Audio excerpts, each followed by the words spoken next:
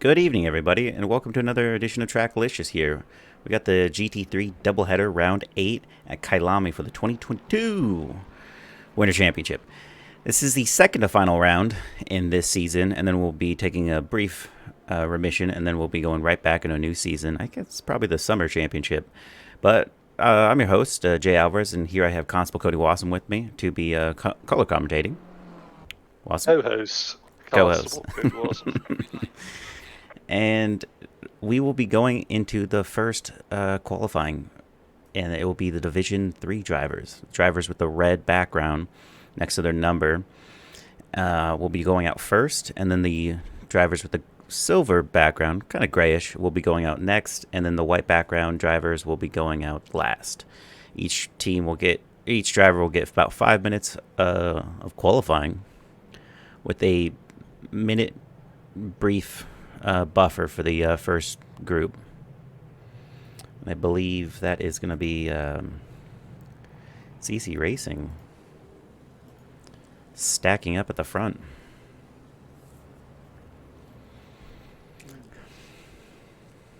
And while we're waiting for about ready to go, we have Romulus joining us again, as well as some newcomers. Let's see who that is. We have Matthew Taylor of Aim High Sim Racing, car number 140, as well as a driver that I can't seem to find. Well, it doesn't matter, I guess. Oh, we have Aaron Calhoun of Stooch Racing. This is their second one going out. George Elmer joined the Tacos Locos team. And I believe there's one more. I think it's, Stefan Buckley of the Ukraine Sim Sport.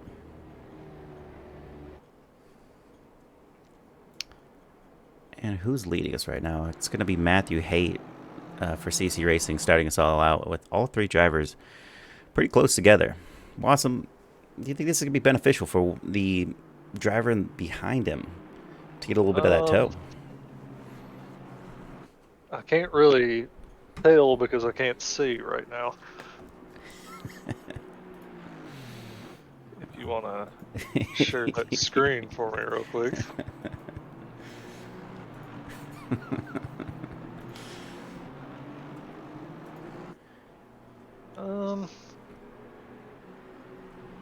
See, it's hard to tell. It's probably going to get about might get 3 laps in here. We're on board with Delbecky, who's the third driver in CC. Looking like actually probably only going to get 2 laps. Everybody here. It's interesting. These guys have all gone out together, so we could see a little help maybe as far as giving your teammate a tow down the front straight, but I think right now they're probably all worried about their own laps. And it looks like just based on the gap that they gave each other, they're not actually going to try to run this together. They're going to be some suck. Well, Mr. Shy Guy, we never hope that there's going to be a undue unruliness within the community, but anything happens turn one. Anything can happen. So Matthew Haight is leading the drivers in qualifying right now.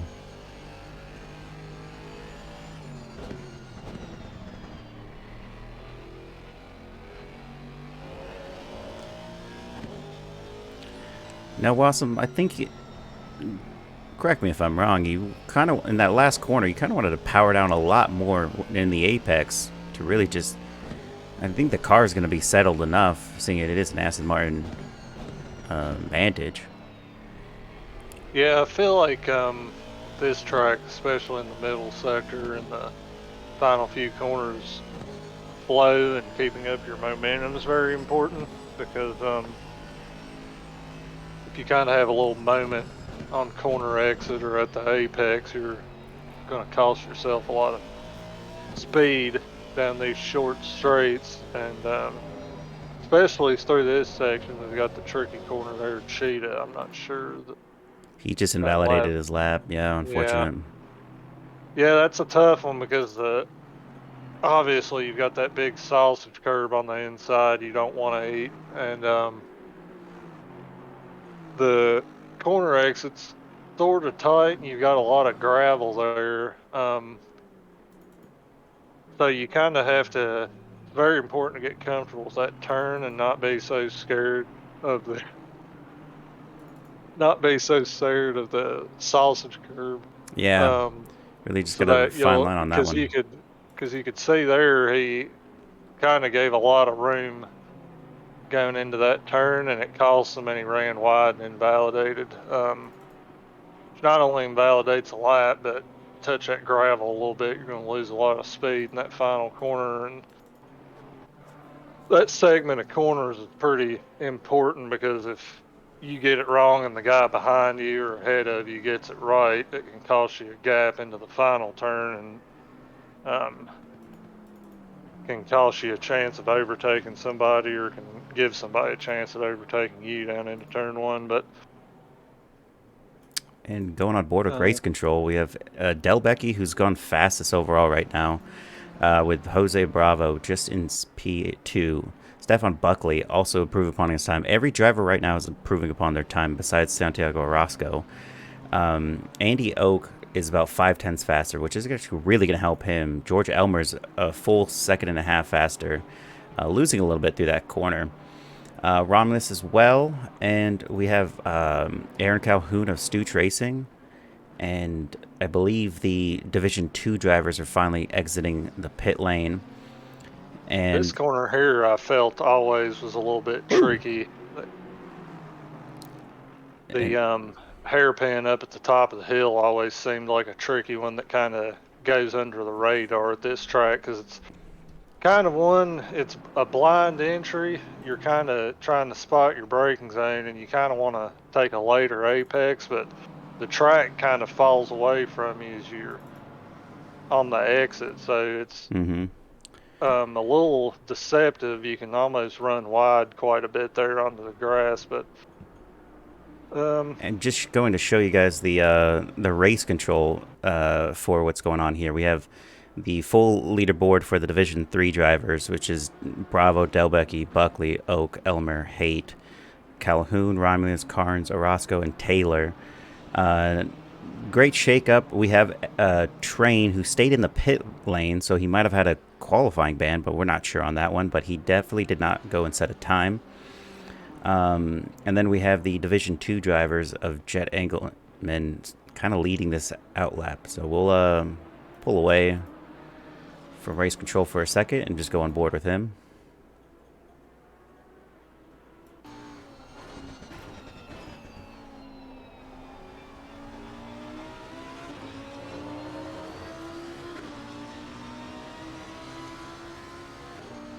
Now, Wasp with the 10th track. I believe we're actually going to be sitting. Both these races are going to be in dusk and dawn. It's going to be a true dusk and dawn situation. So these qualifying in the high temps is actually not going to do them any favors. yeah, I think as we see with many of our races, the ones that are dusk or dawn, that you could have a change in track temperature. There's going to be a lot of guys doing some adjustments before the race starts as far as tire pressures and even brake ducts. But we know on ACC you can see in the top right when you're in the garage upcoming sessions, practice, qualifying, races. You can see what time of day is going to be. So that'll give these guys a rough idea of what temperatures they can expect, and they'll also be calculating in how long the race is going to be, the time multiplier, because as we've seen, possibly not so significant in this one as we have two 30-minute races, but it's more important as far as the 90-minute enduros, how the track temp can change. But shouldn't see much of a difference in track temperature as the race goes on here, but it can be important because we've got a lot of fast flowing corners that can really heat up the tires quite a bit. And this Jet Engelman goes fastest, 42.6. Very nice. Cronotis with a 43.4 and going across the line in just a second. Oh, invalidates his latch. Reggie King's going to be unfortunate for Turner Motorsports there. But in the McLaren of this is going to lead. Andrew Pickrell goes 144.3. Unfortunate for him is he doesn't get out of the bottom split there. Division 3 drivers. Spool goes 144 even. Eric Cassian getting a 145 in the Division 2. He is behind all the Division 3 drivers, so that's going to be a uphill battle for Eric Cassian. Yeah, not quite finding the pace yet, but I believe Eric did do an enduro last night with Mr. Prolone, so he may be trying to regain some energy a little bit. Yeah, getting back into the swing of things. Shane Reese with a 143.9 from 949 Sim Racing in the UK. That's pretty cool to see. I've never seen this driver on track, but there he goes with the impressive. He's only gonna have to stay off 2 drivers in Division 3 that he has to get past. As Eric Miller and Reggie King are the only drivers that have not set a time, so this is it for Eric Miller, a teammate on the safety car crew in the GT4 series. You'd hope that him being an Adidas parlay. Jeez. Yeah, he's got a 124 going through that corner. Anything's possible. Cheetah here. Pretty solid run there. Keeps speed up through there. Exiting the final corner. And all the Division 1 drivers are now out on the grid. As Eric Miller goes 6th fastest overall with the 143.9, improving. Spool goes faster with the 143.5. Bronson Turner of Stooch Racing goes 143.7. That's a mighty impressive finish. Andrew Pickrell with a 144.1. Eric Cassian unable to improve upon his time, and Reggie King unable to... he set a lap with a 145, but... Yeah, I was going to point out there as we saw him making a little mistake and running wide. Reggie was in a tough spot there because these guys are all running a second and a half, 2 seconds apart on their quali laps, and made a mistake there and had to let another guy on a flying lap through, which may have kind of compromised his second lap, but still set a lap nonetheless. And you don't get points for qualifying. We'll see if he can make up some positions in the race. As Ed Kerstetter leads the Division 1 drivers. Starting his first lap here. Just go on board with him so he can take a closer look at what an alien does. But as it stands, Jet Engelman with the 142.6 purple through all sectors is going to be taking it for the Division 2 drivers, as well as Jose Bravo and P5 right now taking it for the Division 3 drivers. And one thing to note is Cronotis only has to finish within the top 4 in these next 2 races, and he's going to clean up the Division 2 championship. Who is? Cronotis. Cronotis, that can't be right. Are you sure you read the points right? Hey, apparently off the points, I was just being told by Cronotis himself that he only has to stay off 2 races, finishing in the top 4. That's a joke, Crono. We're trying to bring a little humor into these races. And how's it going, Travis? The Rav Rocket. Cardo, how's it going? Hello.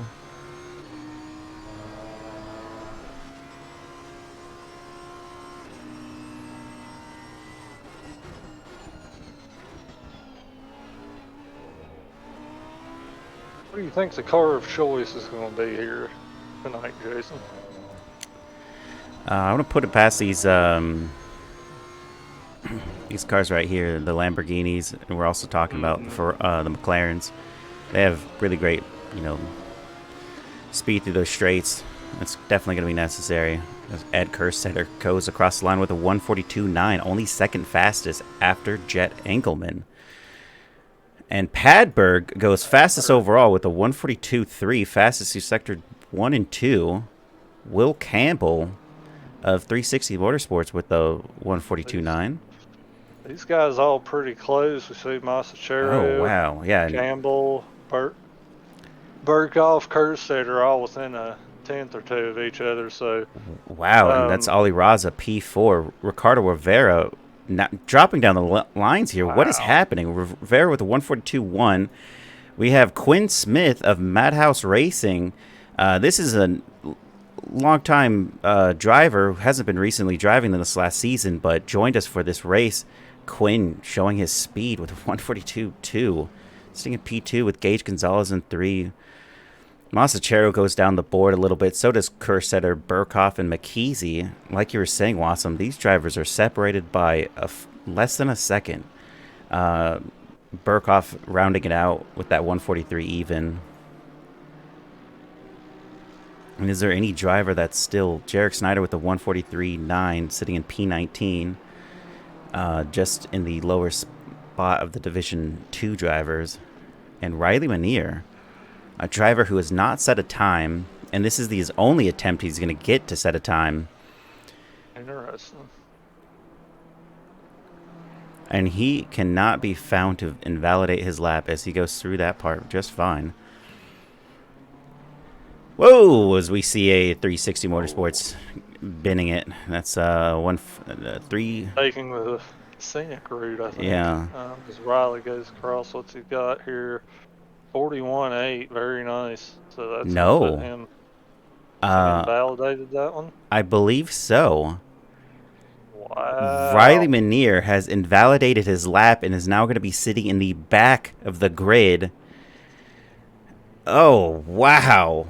That is unfortunate. As we have a couple of drivers still able to make another lap out of it. I don't know if he's going to. It looks like Padberg's going to slow down. Car number 28. So Ed Kerstetter. Well, I mean, it's already done. So I don't believe any driver is able to get that third lap in. We have Gage Gonzalez with the 141.4 sitting on P1 on pole. Ricardo Rivera, his teammate, in P2. Quinn Smith in 3. Padberg 4. Burkhoff 5. Going down the line, Wassum, this is a massive, massive difference. And that was Will Campbell that went off in that in Cheetah right there. Wow.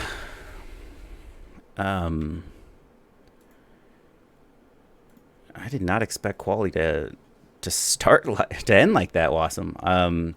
A driver of Riley Manier sitting in P32 in the Adidas Parlay. Yeah, I think we've got quite a few drivers out of position here. Massively out of position. Yeah, Reggie King. Some I can see there: Reggie King, Eric Gukazian, Riley Manier. But let's see. Again, it's I don't think they should be too worried. I think their focus, 100% of their focus here, should be having a clean first lap. Absolutely. First few corners here at Kyalami are always pretty tricky, and just to stop you for just a second, Watson, I'm going to say in honor of First Lieutenant David Schmitz Mezer, just give him, that's where it's who is this driver? Nice. Taylor. So just nice thing to go for that. Yeah, continue. I think we talked about before the race, first couple turns here at Kyalami. You can see it looks good. Really tricky set of corners on the first lap as you're usually going side by side, but the entry into turn one's very wide, so I think we'll even see some 3 wide situations as guys try to outbrake one another and try to make up a few positions. But well, if Jet's on the track, it's going to be at least 4 wide. You've got a pretty tight first turn left-hander, almost like a hairpin, and then kind of like a mini S's section as you make that left-hander, and then a fast right-hander into another tight left-hander. A section in race circumstances, you can take that right-hander flat, but as these guys are going to be compromised by each other on the first lap, they're going to have to kind of find some position, find some space, try to leave each other space through that left, right, left section. Now, Wassum, look at this. We have the lockout of the Puerto Rico East Racing Club, and then we have a couple more lockouts coming up. We have the 360 Motorsports locking out with Ed Kersetter sitting many rows back from where he's normally at here. So he's got to have to manage 2 teammates. And then you got the Red Eye Racing of Jet and Mike just one row apart. And also, you got a couple of these ETK drivers just sitting right next to each other. Mm-hmm. And another lockout by the Team Adidas Parlay sitting a couple of rows together. I mean, what a fantastic thing to see. Teammates just really showing the same kind of pace. If you were on that line, where would your desirable spot want to be on that? Guy on the inside or guy on the outside? Because you're definitely going to have to stay off that attack that's going to happen. We got Quinn Smith in the inside line next to Padberg, a driver he's never faced before. So, like you said, we should see some undue caution through the first couple of corners, but we know some of these drivers aren't going to show the most restraint. I mean, you mentioned inside line and outside line, but I guarantee we're going to see some 3 wide situations, and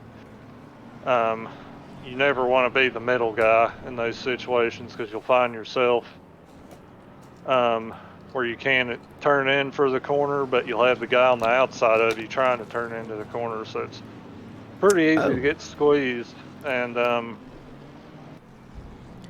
yeah, I'm not sure. I think if it were up to me, I'd kind of want to grab the inside into turn 1, but as I mentioned, you've got this left, right, left section, first 3 turns, so having the inside into T1, you'll find yourself quickly on the outside into T2, but it's going to be tricky. I think these guys kind of just need to trust in their own skills and keep a level head and just find a little bit of space, try to make it out of these first few corners in one piece. As we have a driver that's sitting in the pits. He didn't qualify too badly in the Division 3, but he did not start and go. Press start when it was time. That's well, Wassum, you hate to see it, but at least that driver of CC Racing might be able to collect some positions off of what goes on during the opening lap. I'm kind of inclined to just stick with Riley Manier at the start of this because he's a driver that is fighting for the Division 1 championship, and he is sitting at the back of the grid. Yeah, I think all's not lost here. Riley just needs to keep his nose clean on this first lap, and I don't think it's a stretch at all to say he could end up at least in the mid-pack by the end of the race. He just has to keep his nose clean and let other people have their own incidents, because not uncommon to see big crashes on the first lap here at Kyalami or throughout the race, so he could gain a lot of positions just from that, and also he'll have the pace to get by a lot of these guys. So absolutely, a lot of these drivers. And he's got another race tonight he can gain some points in, so we'll see what these guys can do on this first race. Yep, as we're lining up down the grid, we're about to be going underway here for the Trackless Sim Racing League, and it's lights out. Gage and Rivera just holding it together as we see Quinn going for that inside line again. Patberg goes a little bit deep there. 3 wide. As oh boy. Still 3 wide. Oh, it looks like what I think it's Jet. Ed Kerstetter getting a little knock there. They've all kept it fairly clean so far. Nice job, boys. That's a We've got a turn. spinner in the back. 3 wide again up here at the front. I believe that's the Turner Motorsports I see in there. A couple Mercedes. That'd be Delbecky and Romulus that was spun going through that corner.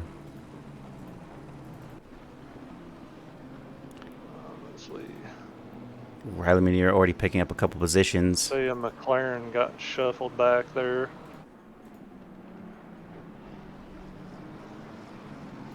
We go through this tight hairpin I mentioned. Whoa. Ed going for a move up the inside. Now this is important, especially lap 1, to get a good run out of here as you're going down into a tight kink. Hey, Racer 6311. As Ed's going to be on the outside here. We've got another 3 wide situation. And car number 8 is off the track, the yellow flag.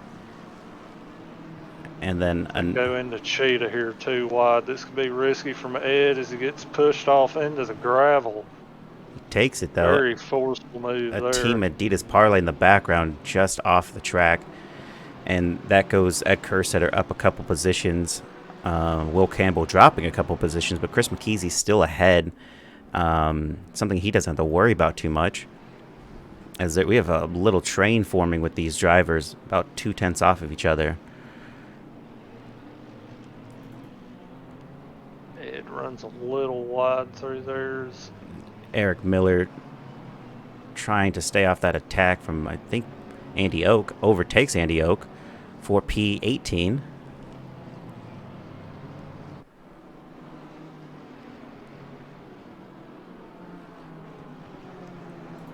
And look at that, Wassum. Already several positions. He's gone from last place, second to last place, to now be P21. Yeah, I think we had a couple little knocks in the instance, guys spinning or running off there. So Riley's kept his nose clean, what he needed to do, and gained those positions. And also, I think he's a very tactical driver. He's probably seen a lot of these guys compromise each other running twos 3 wide, so he's able to set up some moves.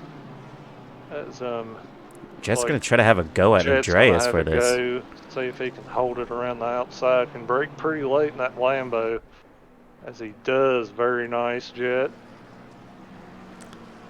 Sweet move. And we see guys here, they've kind of settled in. We're not seeing as many 2 wide situations. They've kind of found their little space, and they can start figuring out here pace-wise who they're fighting or not. That's Riley Minier overtaking Jose Bravo. And I believe we're going to see a lot of overtakes for this driver.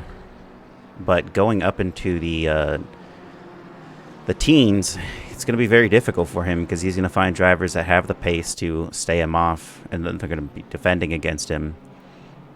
But so far, he's not making a move on Buckley just yet.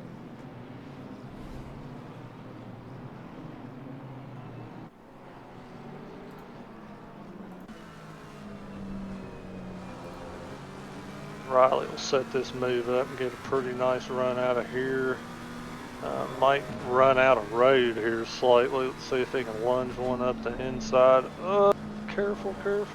And he's going to find himself on the outside in this tight left-hander. And that is just some good defensive driving. Buckley putting himself where he knows Riley's going to have to back out. Yeah, here at Kyalami, I feel like it's, if you want to keep a guy behind, it's fairly easy to do so. As many of the turns you'll have left-handers that set up into a right-hander. They kind of alternate quite a bit, so you can... Quinn Smith going down the inside line, though. Fight for P2, Wassum. We have Ricardo Rivera able to hold it off, but... As, I think Ricardo's been a good teammate here, buying Gage a nice gap, so He's definitely trying to finish P2, I'm sure, but at the very least, he can buy his teammate a nice gap for the lead. He's got a 2-second gap right now, and it looks like it's forming a little bit more. But Quinn, driver we haven't seen before, I haven't seen before race, but he's Mike Burkhoff and Jed Engelman up P5 and P6. They made up quite a few positions here at the start. Absolutely, and as we have Andreas trying to have a go back at Jet for that position.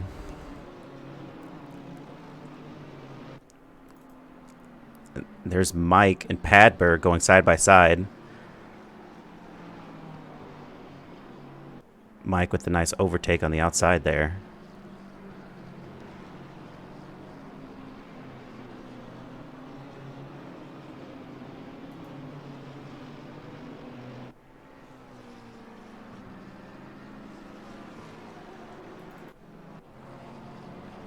Oh, car number 73 is Stefan Buckley has gone in. Looks like Reggie King's also in the pits, so he may have had an incident as well in the first few laps. As Riley here gets Oak a little out of shape. We'll see if he can hold one as he gets it before the hairpin. Oak trying to make a move back slightly. They're going to compromise each other as they run onto this back straight. See if this one gives Tacos Locos a chance down into the right-hander. And Riley Manier now has a 4-second gap to Eric Miller, his teammate. Don't believe team orders are going to be in effect with those drivers, but you never know. You're always going to hear your teammate say, you know, let me by, I'm faster than you. But got a nice battle here, one taking far inside, one far outside. Ali Raza still able to hold it, that defense. Oh, sorry. There's a lot of battles happening, so I'm clicking a little bit too much here. Looks like Quinn Smith is going to overtake Ricardo Rivera on that inside line. Oh, as he sweeps back. Rivera might come back out and see if he can get the outside. No, Quinn's got it covered off into the left-hander. What a move for Quinn Smith. Now he can go after the leader. We'll see what his pace is related to Gage's. Knowing I don't think Rivera's quite done with this, though, as he thinks he can have another chance. He might try to set him up coming out, going down the hill here.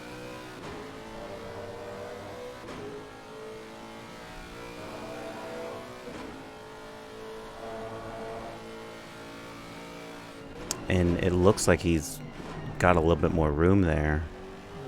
Runs a little wide through there.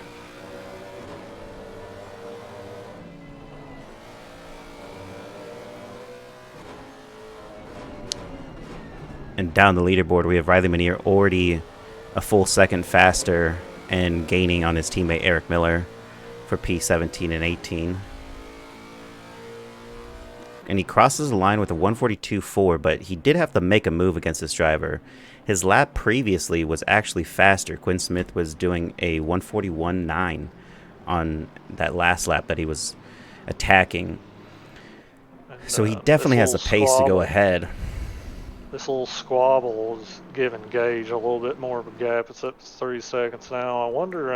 Actually, he was higher than that. He's actually closing it a little bit, Wassum. Okay. He was at a 3.6 second gap before that battle started, and afterwards he's closing it down. He's about 3 seconds off now, so about 6/10 total. Looks like they're coming up on a back marker here. It looks like Reggie King's gotten back in the race, so that's good to see. So that may be something our leaders have to deal with at some point in the next few laps. Got a nice little battle between Oak, Bravo here forming as Elmer's going to try to get in on the action. I think we had a little move there. Yeah, we have. Got past Elmer, I believe, if I'm looking at that right. Elmer's the one that's leading that little pack. Okay. We got George Elmer sitting in P20. He got past Bravo. Yeah, and Jose Bravo a full second behind him. I don't know what ended up happening, but Bravo lost a little bit of time. The interesting thing about going off of Matthew Hate's backside here, we have drivers sitting a full, 3/10 off of each other. So all...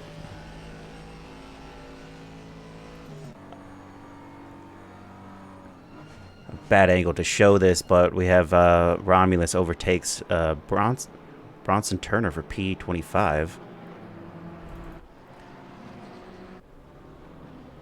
And it looks like Shane wants to have a go at Will Campbell. This car 44 is off the track. That's Reggie King, isn't it? It is. Yeah, yes, it looks like... he's down 3 laps. Yeah, it looks like he was sitting in the pits for a while. I wonder if he had some sort of incident in the first couple laps or technical issue of some sort. Is still saying these guys from P4 down to P8 with Ed Kerstetter all running pretty close, so could see a lot of battling here to the end of the races. Ed takes the outside, so he holds Masachero to the inside line, and that's going to help Ed get a good exit and perhaps have a run and have a chance at one down into the hairpin here. It looks like that BMW's pulling a little bit in a straight line compared to the Lambo. Oh, no. And Romulus is off the track. Back on it, but... Oh! Careful, Ed, careful. As he goes... Misses breaking point just a hair, going a little wide there. That could have been the race-ending moment for Ed Kerstetter, but he, with all of his skill, is able to keep that thing back on track.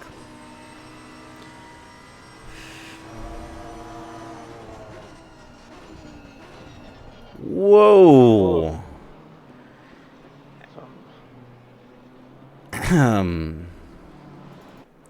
We have Riley Minier passing Eric Miller down the straight. Looks like team orders are in effect here, boys. Little multi-21 scenario. Yeah, as Andrew Pickrell in P15 just a few positions off. So the Team Adidas Parlay are going to be pushing as a team through the midfield with Spool of Royal Racing in between that little group of 3. As I believe Riley's not going to have much trouble pushing that away. Well, I think Riley's going to find himself in a situation soon. He's coming up on these top running Division 2 guys with Reese, Cronotis, and Pickrell. Spool all within about 2 or 3 seconds of each other, and they have the race going on. They're trying to gain positions for the Div 2 championship. So absolutely. And as Riley you said, so may run into a situation here where these guys aren't going to want them to go by so easily because they've got their own race they're worried about. But yeah, and Shane Reese is technically P13, but in Division 2, he's P2 with Cronotis just behind him in P14, but in P3 of Division 2. And Pickrell trying to get into the points there. Is he going to want to let his teammate by and compromise his own race against Cronotis? Like you're saying, Wassum, multi-22. Well, this it could compromise Pickrell, but as well it could play into his hands. No! Oh boy, is Jet and Padberg having a run in there. That's my! And he pushes Andreas off the track. And he's got to give up 2 positions with Ed Kerstetter going ahead, collecting that. I think Ed gained about 3 positions there, all because of that incident. Absolutely, and Jet Engelman is not giving up position when surely he should pull back and let them by, as that could be even seen as a more severe penalty, having not given up the positions that you gained through incidents. Wassum, as a steward yourself, where would your perspective lie on that? With just such a brief moment to look at everything. Yeah, I mean, I don't want to give a ruling on it or anything, as we kind of just called it mid-incident there. But, those first few turns, it's pretty tricky because, as I said, you've got the tight left-hand hairpin in turn 1 and then a quick right-hander. So, yeah, I think somebody don't remember exactly how it happened, but somebody got squeezed on that right-hander, and we had an incident there, and with this Padberg and Jazz, we have a Oh, Porsche yes. getting really close there. That's going to let Riley Manier through.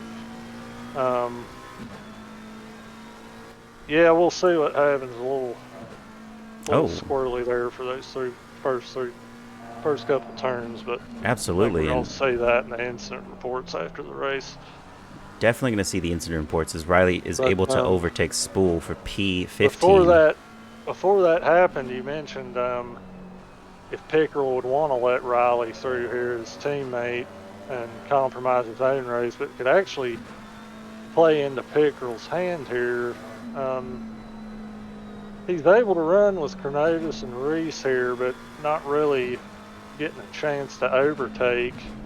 And I think fair enough to say Riley has more pace than all these guys. So it could play in Pickerel's hand to let him through and let Riley get up there and fight and compromise Cornelius and Reese, and that could give Pickerel the chance he needs to gain these positions. But these guys are in a voice chat together. They're probably talking all that through As he Riley sticks it goes down through. the inside line. Yeah, I don't think that was. That wasn't team orders for sure. As we I have don't think that was very Tokos planned. Locos off there. Doing his best lawnmower impression. Yeah. And that really compromised Pickerel a little bit because he dropped down a little bit from that Chronotis. As Quinn Smith is now 2/10 off of the race lead, Gage Gonzalez. That is crazy. A gap that we didn't see dropping, but there it is. Quinn Smith of Madhouse Racing joins us for the first time in a long time. And, Wassum, I know he said he raced in our league before, but I don't remember his name, and I wish I did because what a powerhouse this guy is. Absolutely. Would love to see more of him showing up as he's gotten that position from Ricardo and quickly gapped Ricardo's. We actually see Burkhoff and Kerstetter catching up to Ricardo, so we could see a battle for the final podium spot. But right now we've got a solid battle forming up for the lead here. So about just under 12 minutes left. I don't think Quinn's going to be in too much of a rush here. He can kind of just start figuring out where his advantages and disadvantages are to gauge here, where his best chance to set up a move is.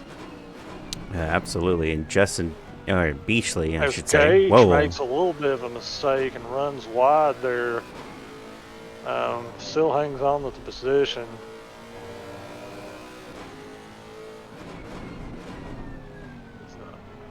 And we might see it down the. Like here. Yeah, and Beachley, Max, you just scared my cat.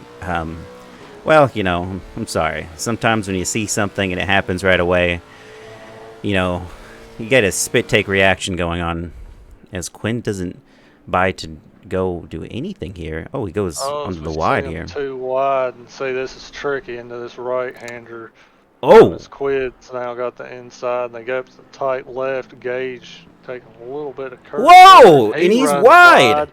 That's going to give Quinn the lead, I think, as Gage got a little bit of grass there and compromised his speed. So Quinn Smith going from P3, I believe, now into the lead. We'll see if he can hold this off for the rest of the race. Yeah, and both those Puerto Rican racing drivers really just trying to hold on as they started on 1 and 2 and now are 2 and 3 with Mike Burkhoff just about 9/10 off of Ricardo Rivera. So still something to be had here is Jarek Snyder sitting in P11 with Will Campbell. With Chris McKeesey of 360 Motorsports, 2/10 off of him. Will Campbell's just ahead, his teammate. Tell your cat I'm sorry.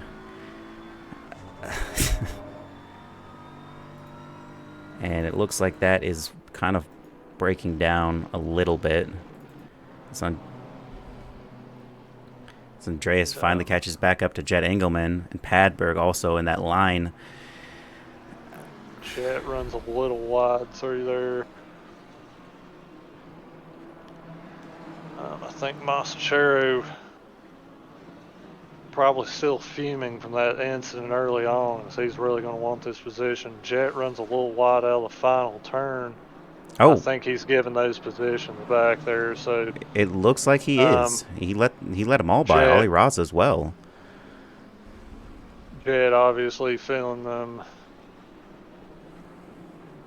sorry for that incident they had there through these turns. Obviously, I'm sure it wasn't anything ill-willed or intentional. But definitely not intentional. Just, those things happen. This is a tricky track, pretty tough to overtake on, and turn one's an ideal spot to do it. But yeah, no hard feelings between these guys, I'm sure. Hopefully we'll still see a nice battle between these 4 drivers. Would not... Masachero feeling the heat a little bit from Raza, I think. We've got a nice little BMW trio, but same car, they're all on different teams, so that's pretty cool to see. Getting a little out of shape there. I don't know what that was. Saw a little tail wiggle. It's Padberg getting a little sniff here. So, Masachero's got to position his car in the right spot. Doesn't go defensive as Raza actually wanted to take the outside. That's interesting. Chris McKeesey goes into the pit lane. Padberg a chance. What's that about? He was P12.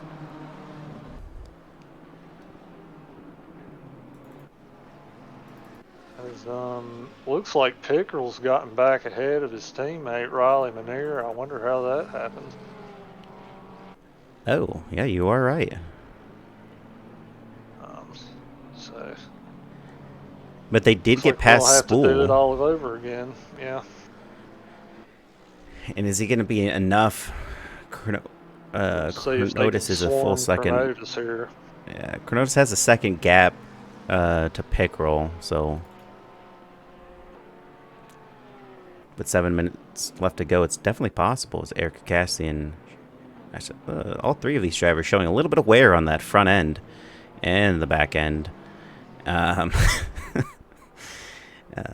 Sometimes it's a battle when you get on track. As he opts for the inside line. Super defensive here. We'll see what Eric does. It looks like he's going to get a chance at that inside line, but Oak's going to hold him tight there. Has to brake pretty early. He's got the turn in. I think he's got it. So good move there from Eric. As Turner was able to take advantage of that as well. We still see 3 BMWs battling here. Raza gets a little out of shape through that hairpin. Padberg gets by, and I think he's going to drag race here. Oh no, he's not by. Raza still wants to hold on to this one. Real tight through here. Oh no! Padberg gets real out of shape. That was him on the curb. Yeah, he just kind of sucked that curb a little bit. Trip to the wall.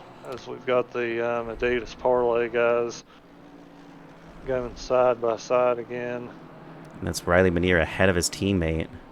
And what you want to do here if you're Andrew Pickles, stick right on the back end of Riley. See if you can follow him through when he makes a move on Chronotis. What happened here, Wassum? We have the drivers of Ricardo and Gage sitting in a defensive mode with Ed and Mike.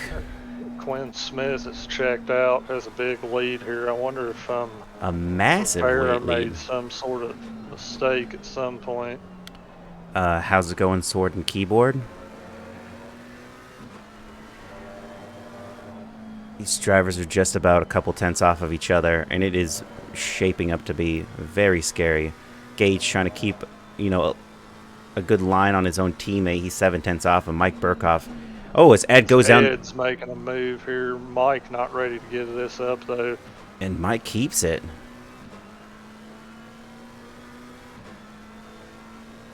As I think Mike Burkhoff's going to find himself in a situation here where he's either going to have to try to make a move on Gage, or he's going to end up getting backed into Ed Kerstetter. So definitely feeling the heat here. No, I got taken. How to get? Oh, Buckley. Sorry to hear about that. It's Ed making a move into the final turn. They're side by side again. Both compromise. We're going to see a Lambo drag race down the front straight.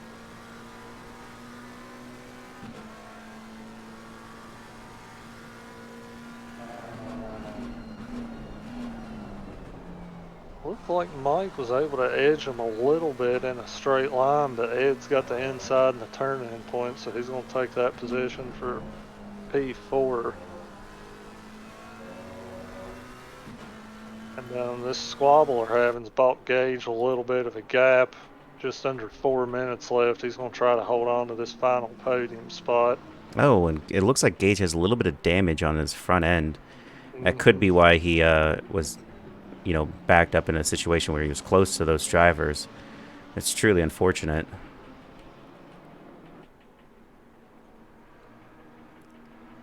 I was checking in to see how you're doing. Another hot lapper with a little racecraft.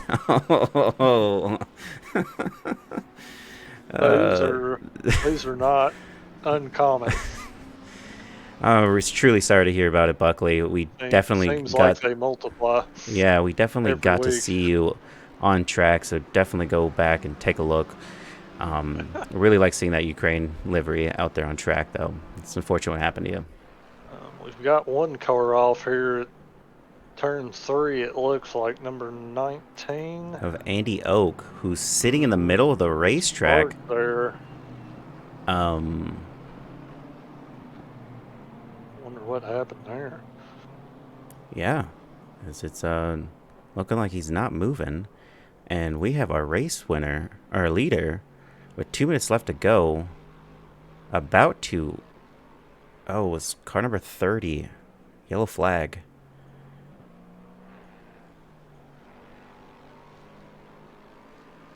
And Andy Oak is in the pit lane. So there's good news for that. Got another car off just before the final turn. It looks like he's gotten going again. Oh, that was Ali Raza. That's unfortunate. Did he have a...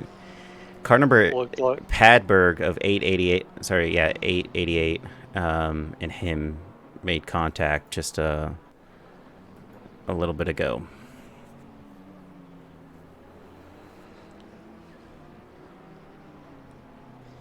Buckley, it just gets old. Thanks for the commentary. Good job. Probably start with racing next week, taking a break. Yeah, Wassum, I can tell you from experience. Oh, is Gage Gonzalez. Ed making a move for the final podium spot as running down to the wire here. Ed making up, I think he started P8, P9, is that right? So Ed actually followed 4 or 5 positions. He was like P11 or P12. Wassum. Going into Cheetah 2 wide. Careful, boys. Give each other plenty of room. Gage is going to get a little bit of gravel there. This might give Mike Burkhoff a chance. That definitely gives Mike the chance, but I don't know if he's going to be able to hold on to it. And Mike Burkhoff finding himself in all sort of drag races down the front straight here. I think his fellow Lambo might give him a little bit of a slipstream here. We'll see if he can get ahead in the braking zone. Job done. Nice move by Mike there. Nice move by Eric Miller as well, overtaking Spool for P14. Ooh, gets a little out of shape on the sausage there. Gotta stay away from that sausage, Miller. And that goes Riley Manier sitting in P10 all the way from the back of the grid. It's got to be a good moment for him, having not qualified at all. Spool taking the inside line. Miller takes a nice line through there. He's going to have the inside for turn 2. Might be able to hold this off. And as he does. Very nicely done.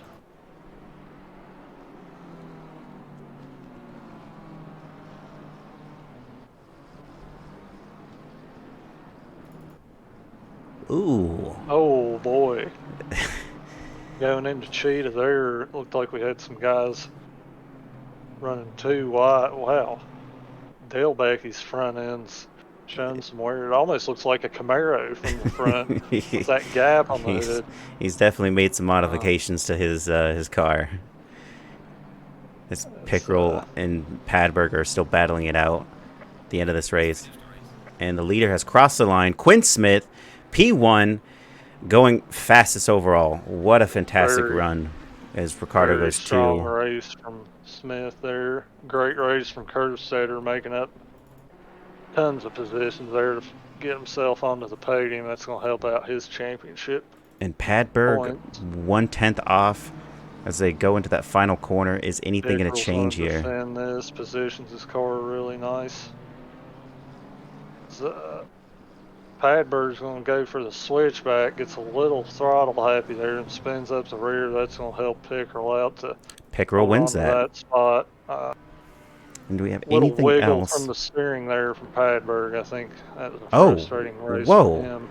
As we have a driver going down the order right now, is that Santiago Orozco or Bravo? Yeah. I can't tell. He's going. Ran out of fuel there, I think. Absolutely, it's something you don't want to happen. And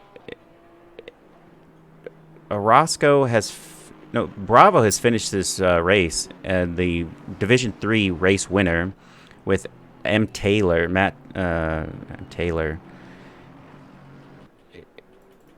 Has just crossed the line. Matthew Taylor with a P2 in the Division 3 and Gabe Carnes in P3.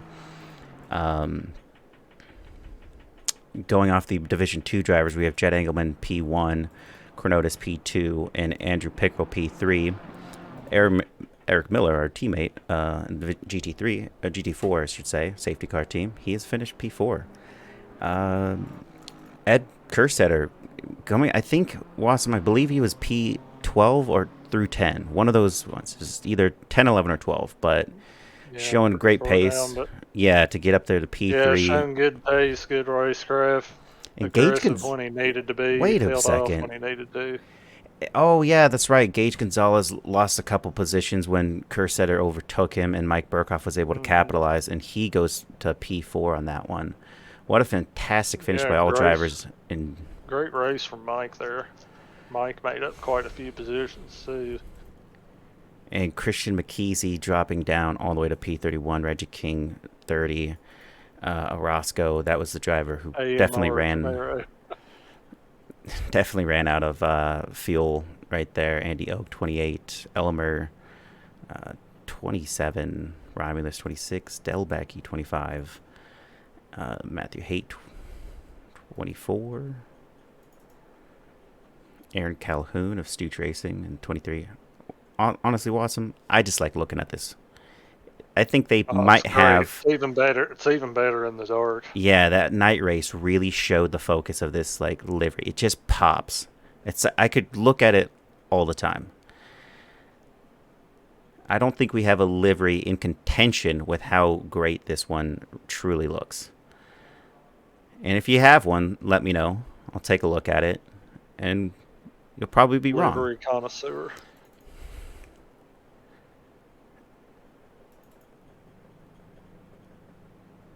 As we are about to go underway on the second half of this doubleheader, Wassum, any predictions going forward? I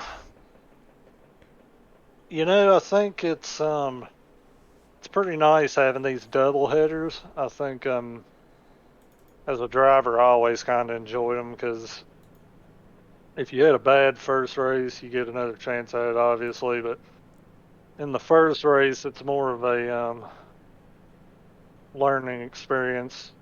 Who has the pace? Which cars have the pace around this particular track? Who you need to watch out for? Who you can be faster than?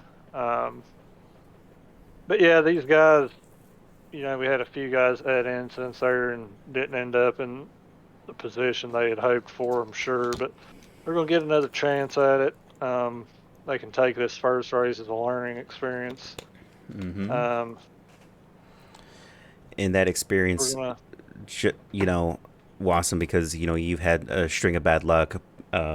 Stefan Buckley definitely had some bad luck. He was reportedly taken out during that race. And it can be frustrating, and that's why you just sometimes have to take a break.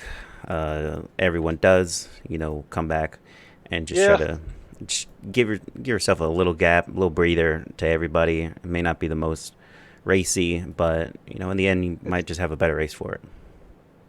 Definitely frustrating. I mean, it is a part of racing. Crashes happen, getting taken out happen, and it can be frustrating, but good to realize when you need a break, because those breaks will help you calm down and get your head right, because you're just getting crashed out over and over and trying again and again. You're going to start hating it after a while, and that's not why any of us are here. We're here to have fun. But yeah, it's he'll get back out there and have better luck, I'm sure of it.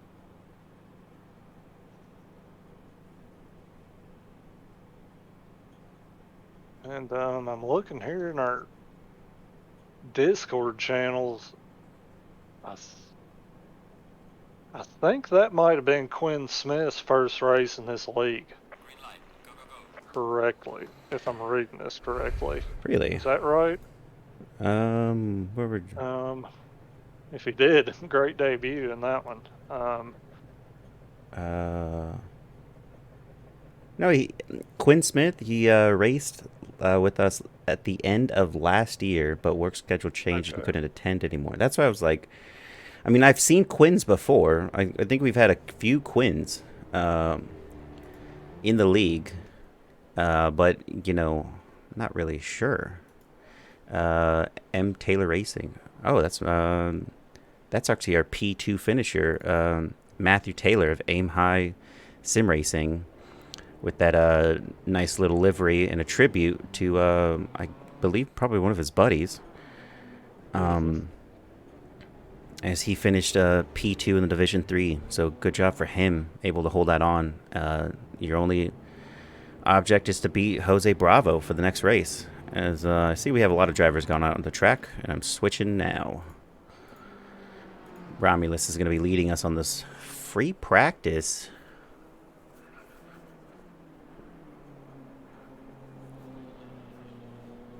Huh? Yeah, it looks like we have a 10-minute FP session between the race and qualifying 2. Maybe we could. I mean, I guess we're gonna have a little bit of a.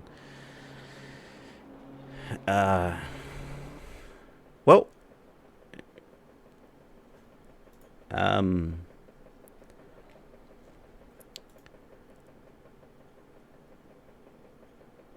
All right, folks, stay with us. Wassum, we're going to take a look at race 1 and see if we can't discern a little bit of stuff that's happened.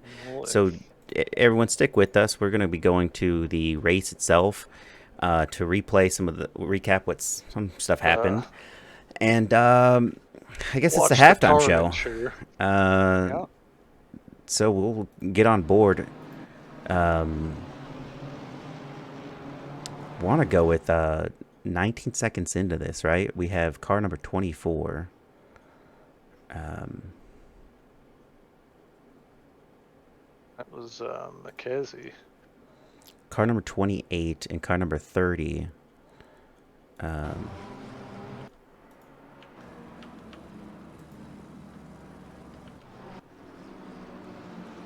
boy. It was actually before that. Let's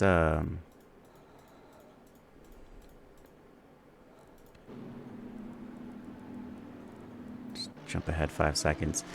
So if you're looking, folks, we have car number 30 of Ollie Raza, Chris McKeezy, and Ed Kerstetter all coming together. There's a bump there.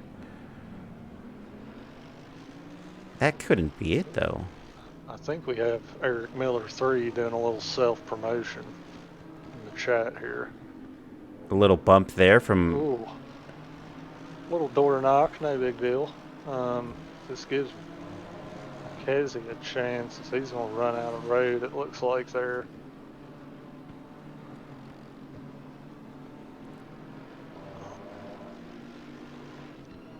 Now, it said it was pretty close in this, but I guess we didn't...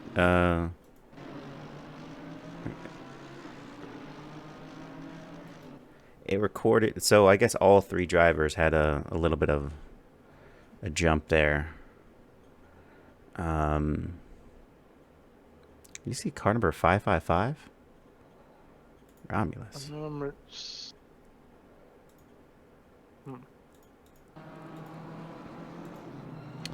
That's Motor Racing Toto. Check Miller versus Spool for... We actually did see it, Miller. Saw that you had a nice overtake.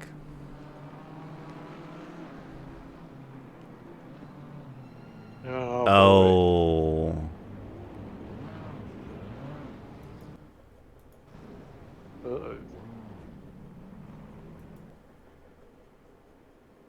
And then yeah. And in that time we have let's see, car under 88.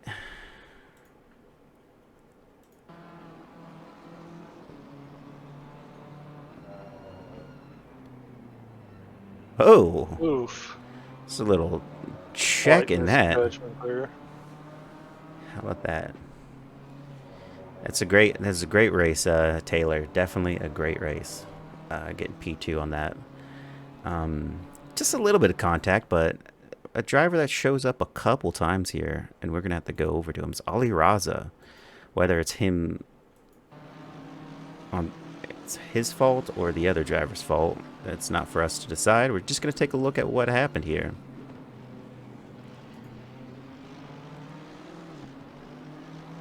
Looks like Ed spooked him off the apex a little bit there. Oh, that's a little bit of a squeeze. Not very nice. This gives Campbell a chance. Campbell, excuse me. Chance here is Raza returns the favor, gives him a squeeze right back. As running side by side half the track, it seemed like. Oh, absolutely. Campbell looks to take advantage of that, just buying his time.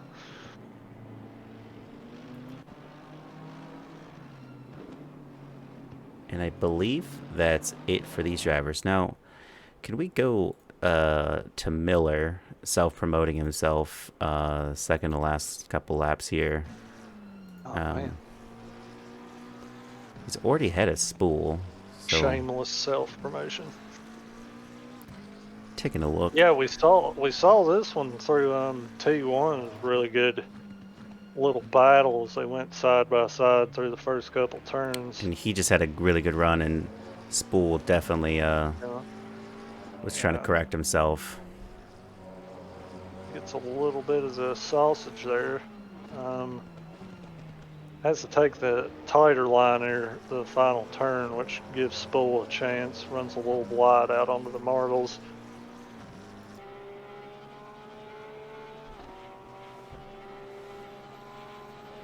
It's something about a jump.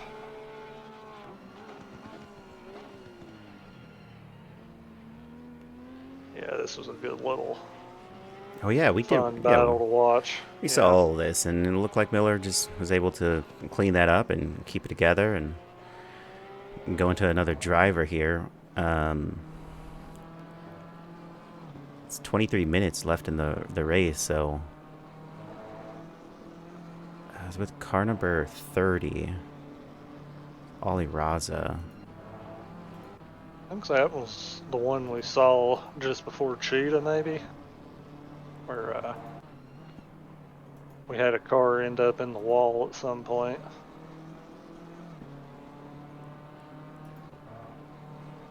It just shows Ollie Raza dropping to behind him. Is Ollie Raza in the... A little slidey.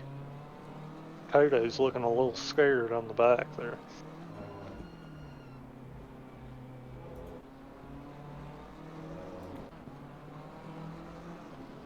Oh, yes.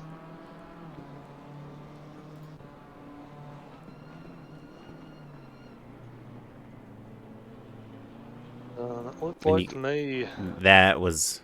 Padberg gets out on the runoff. A lot of marbles out there, and also the curb on top of it runs out of some grip and just lost the rear end. Gave Raza a little tag there, but luckily Raza was able to keep going.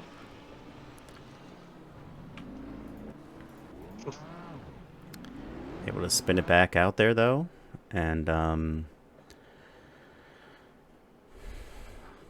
think we're almost about to end this. It looks like Eric Miller has a little bit of contact since he did decide to, you know, shamelessly self-promote. We got to see what happened here, because he hits car number 950.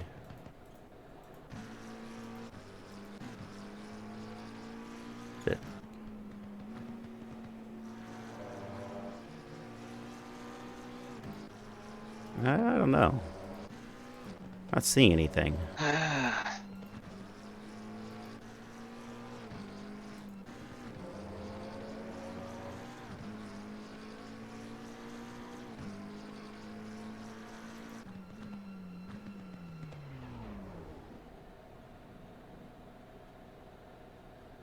Seems to be it. Who's 950? Well, consider me disappointed. He oh, this is what happens. That wasn't a jump. Shane probably just gives him a little bit of a tap. Hello. Yeah, a little bit of a tap. Oh, it's trying to do a move I've only seen on TV. You know those special programs, Wassum? I have no clue what you're talking about. Way to keep it wholesome. It's a jump over the curb. All four wheels left the ground. Turned it into a sweet drift. Four wheels off the ground. Equal jump. That was a four. Are you talking about the sausage curb? Because he did not... Is Eric Miller 3 trying to backseat commentate right now? Something of the sort. And qualifying has started. Look at that. Right in time, Wassum. Right in time.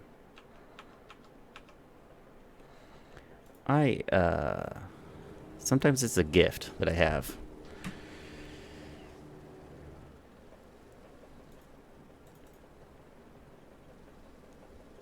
As we have Matthew Haight of CC Racing, the drivers that will be... Whoa. Do it for Dale.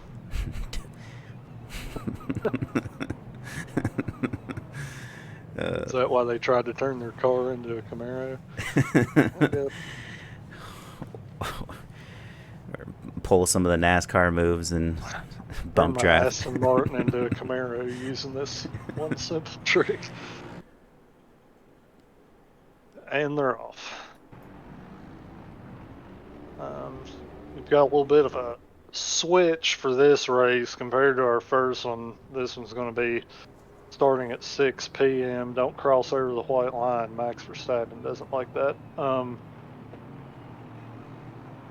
Yeah, this race, last one was a dawn race. This one's going to be a dusk race. Starts at 6 p.m. I think. So again, a little bit of a night race, which I prefer. I think watching the cars go around with the headlights on is just really cool visually. And as we mentioned too, a lot of these liveries really pop. It's those brake lights too. It's just got a nice like sheen to it. Say what you will about this game, they definitely have the aesthetics of a race down to a T, especially these cars. Maybe not so much the other stuff. Like a safety situation. I don't know who it was, Hey, but I they have a safety rating. yeah, they have a safety rating. It's pointless, but it's there. The track's a little hotter right now going on to quali as it was in the first one, Wassum. We got 2-degree higher temps, and what was interesting about that race was they dropped down to like 18 degrees or 19 degrees for that night race. So And it's playing into the pressures there. Something else I've noticed, I didn't really pick up on it in the last qualifying or the last race, but we have no wind going on here. But you can see, as the car, one cool thing about this game compared to others that do have a wind simulation is other games such as iRacing, for example, it'll tell you the direction the wind's blowing in, but then you have to look up a track map and see where those directions relate to the track. Here on ACC, you can watch in the top right as the car goes around, the arrow that the wind's blowing in, if there is any, actually changes in relation to what direction the car is going on track. So that's pretty cool. I don't know if that'll be much of a factor here. We do have a couple of long straights, but I do know one time I would always keep an eye on is tracks like Paul Ricard, where you have a super long straight, because the wind can be a factor, especially if you're driving into it, because as a car is driving into the wind, it just creates a bigger slipstream for the car behind, kind of almost function as a DRS zone almost. But I'm talking a lot, and it doesn't really matter because we have zero wind. But well, in the last race, we did have wind, Wassum. We had 8 kilometers an hour, which might have been a factor. Definitely wasn't paying attention to that factor, but something we'll be looking at going forward for sure. It's just one of those things to do, though, is to just kind of pass the time as we got that Do It For Dale Bing Bong CC Racing about to start. Matthew Haight start his lap. And we'll go on board with him. And Wassum, feel free to determine whether or not he's taking a line correctly. Oh, that's a 144.5. That was his. That wasn't the outlap. First hot lap. That was his first hot lap. Is he has gone fastest through sector 1, and Delbecky, his teammate, 143.5. All my wind talk put you to sleep, I think, Jason. I just wasn't sure. I thought that was the outlap, is why. But sure enough, we were not really paying attention. I wasn't paying enough attention to what these drivers were doing. It looks like, Gabe Carnes invalidated his lap. You guys invalidate. Well, he said a second one. Yeah, and he said that might be enough, though. He's got a 144.6 that puts him up pretty well. Matthew Haight's already improving upon his time. So is Jose Bravo sitting in P2. George Elmer of Tacos Locos in P5. Romulus looks to improve a little bit off of his time.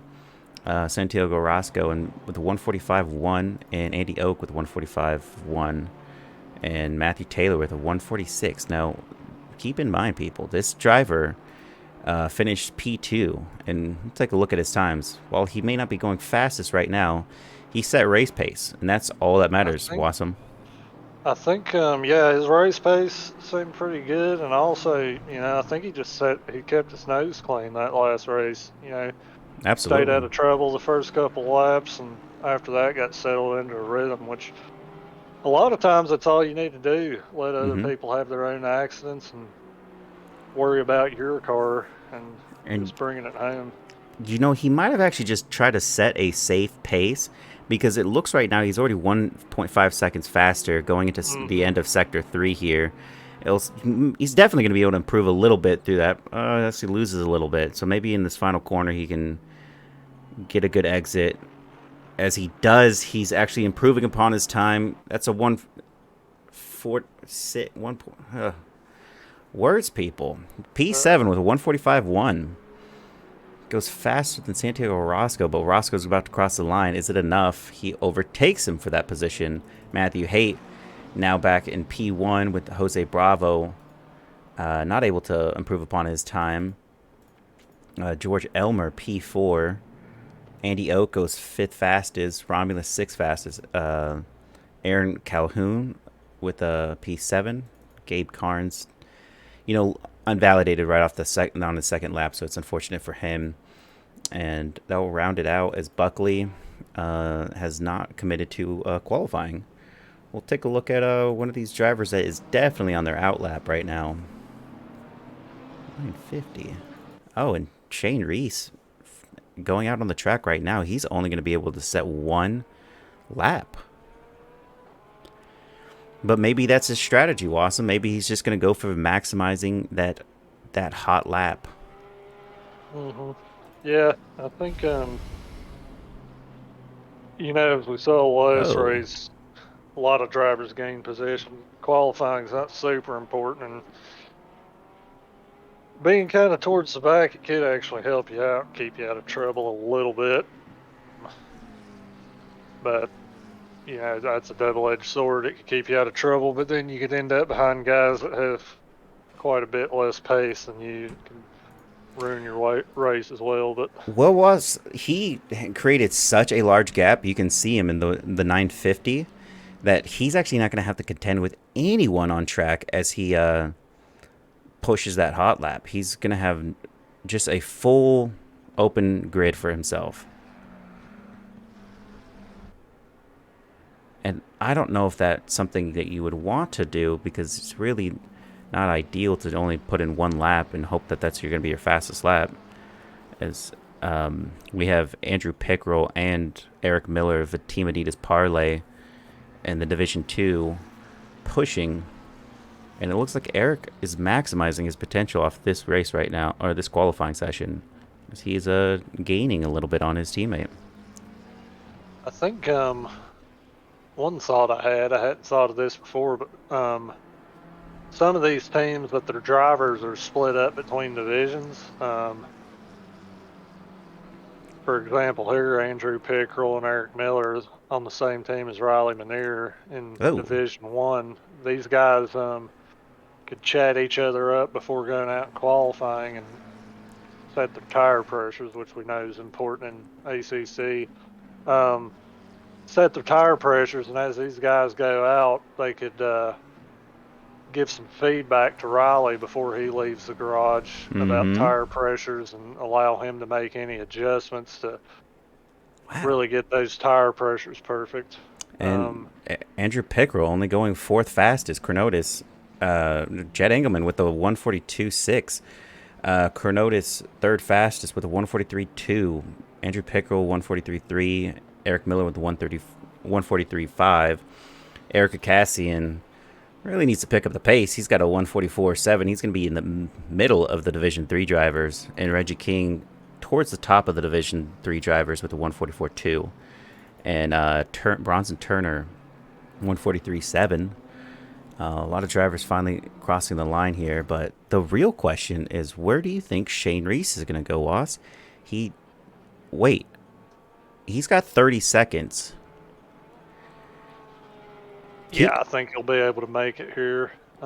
Definitely going to be able to. Now. What a strategy by this driver. Goes out a little bit later and is still able to get 2 laps in. Goes across the line with a 144.7, but is going to be able to maximize his potential for another hot lap. And that's a new strategy I haven't seen before, and it worked out in his favor. Plenty of free air. Absolutely. As we have Andrew Pickrell, unfortunately, invalidated his lap, and he's not going to be able to go again. Eric Miller, though, with a 4/10 up, he's going to definitely be able to overtake his teammate for that position. Yeah, that could gain Eric Miller's 3 quite a few positions, as he goes 2nd fastest based on the time sheet and for Division 2. So great thing to be saying that one right there. As we got our Div 1 boys going out right now. And Bronson Turner, P8 right now, but I think he's going to go faster. Able to overtake Delbecky on the overall. So that's going to put him in a good spot. As Eric Cassian also goes a little bit faster with a 143.9. Definitely picked up the pace. And Reese is 1.4 seconds faster the driver made a tactical decision to stay in the pit lane while everyone else got out there, and it worked in his favor. He had plenty of free air. And Wassum, I think we're going to see if he can keep this delta, that'll put him in the top 5 or close to it. Keeps it pretty tidy there. And he's improving upon it. Turns. He's at a 1.6, 1.7, 1.8. He's holding it. Top 3 here. Reese goes second fastest with a 142.9. Wow, that is really impressive by Shane Reese. And that is the leaderboard for those drivers. Spool did not set a time. Buckley also still not set a time for the Division 2 and Division 3 drivers. Wow, Wassum. That guy is definitely going to show us that he's might overtake Jed Engelman, hurting the chances for Canotis, who said he needs to stay in the top 4. He is P4, but Andrew Pickerel is just behind him. And we know the pace of Pickerel can be really, really clean and adjust for it. We'll go on board, though, with the driver who's leading us right now. Outlaps. Where are we at here?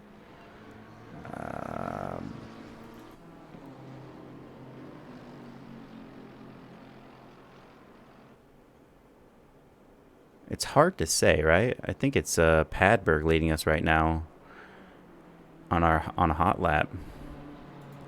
We'll go on board and see what Padberg.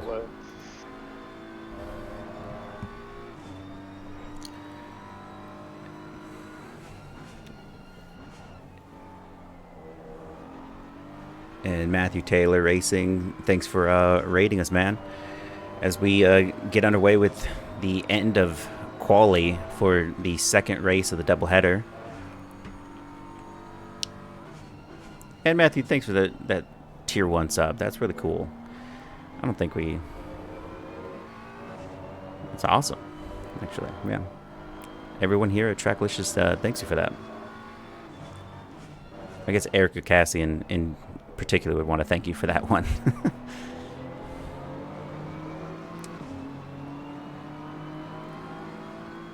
Awesome. That's Padberg with 141.9, fastest through each sector. Riley Manier finally qualifies with us this round, and he does a 142.4. Mike Burkhoff with a 141.9. Chris McKeesey crossed the line with a 143, goes 6th fastest. He's going to definitely get pushed down as Will Campbell, his teammate, a 143.1. Ed Kerstetter going fastest overall with a 141.5. Fastest through Sector 2 by a full 2/10. Ricardo Rivera up there in the points with a 142 even. His teammate Gage Gonzalez is still not out there. Oh, invalidated his lap, unfortunately. Oh, no. He's going to get one run at this, and Gage should just keep it together.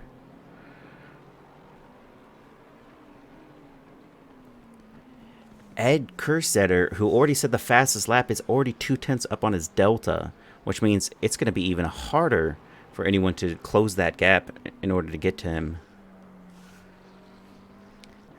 As we have 3 drivers who have not yet set a lap. That's Jarek Snyder, Andres Masachero, and Gage Gonzalez. I really hope that they make that happen.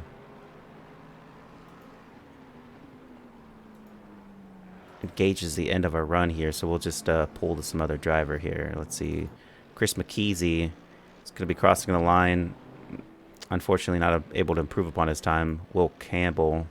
So Riley Manier is going to be crossing the line. 6/10 up on his time.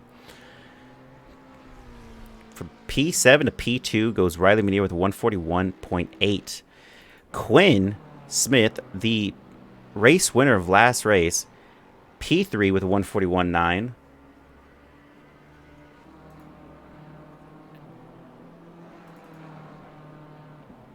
And Ali Raza. No, it's Andreas. Andreas Monster is crossing the line. He was 31. Now he's P7. Jarek Snyder about to cross the line.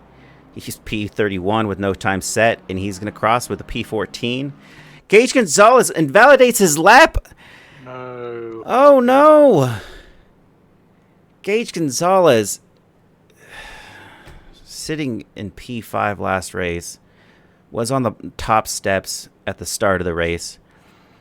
And there he goes to the bottom. Unfortunate for him, he's going to have to pull Riley Minier and just go straight to the, the finishing points again. That is truly unfortunate.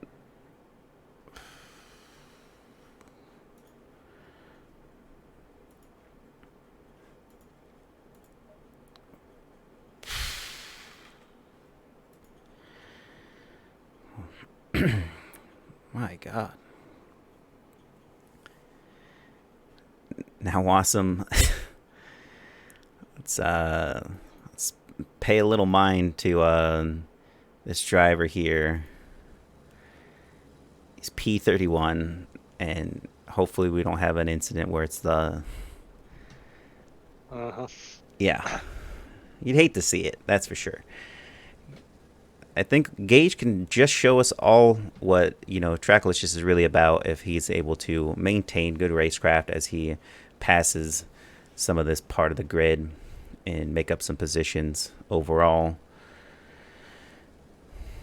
Yeah, we saw it last race, obviously, with Riley Minier also in a McLaren having to fight his way through the pack. So I think what Gage needs to do here, as we said, same about Riley, is just keep his nose clean the first couple laps, let other people have their mistakes and accidents and see what he can gain from that, and then kind of settle in, just show some patience and fight his way back up through there, which I'm sure he can.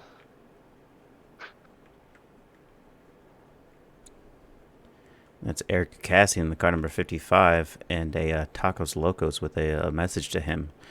So maybe that will go both ways. Just taking another brief moment to appreciate how well this livery was done and how others can improve upon it. And if I may go back to my boring wind discussion, We have 5.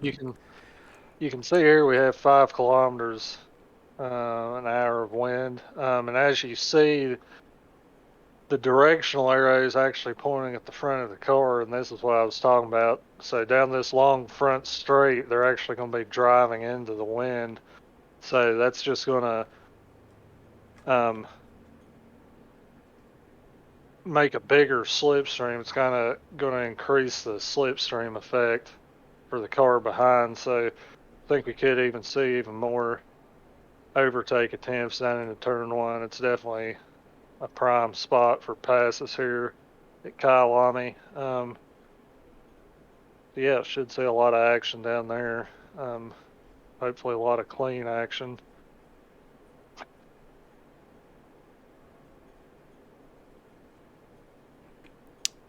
And like you were saying, I'm looking forward to this scrap though between Quinn and Kurt Sutter and Riley Minier. I think we'll see Padberg and Burkhoff get into that. Burkhoff, Ricardo. I think we got a lot of quick boys up front here. It's going to be interesting to see how this all plays out for the top positions.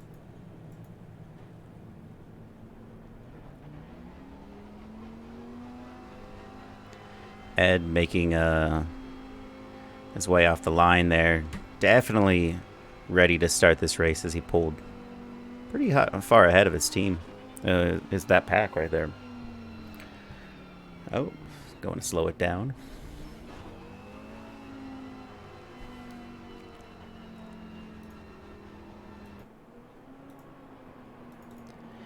Yeah, Wassum. Once again, we're not going to have any weather for this race as far as rain goes, so that's one factor these guys won't have to worry about.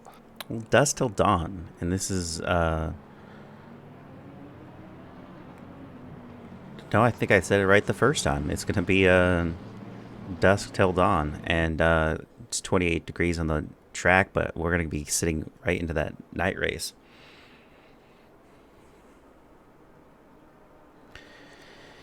And, just expanding on your point there, Wassum, the idea we have not seen Quinn Smith at all. We says he's raced with us, but the pace of this driver going against Ed Kerstetter and Riley Minier, drivers who have not faced him yet, with the Puerto Rico boys sitting, one up there, Ricardo Rivera in P7, and unfortunate for Gage Gonzalez, he's going to be sitting in P31 trying to make his way through the pack. I foresee that this top split right here with the P1 through P7 is just going to just compress itself. These drivers are going to be focused on defensive moves. If Ed could get away, then Riley's going to definitely have to contend with Quinn. Mm-hmm. It's going to be very interesting. I think these guys are definitely going to have to choose their line wisely, especially running into T1. Ted's going to have to, or Ed, is going to have to position his car perfectly. He's starting on the inside, so he should be able to cover off any dives going into turn 1, but doing that, he'll quickly have the outside going into the right-hander of turn 2 if Quinn decides to send one that way, but should be interesting.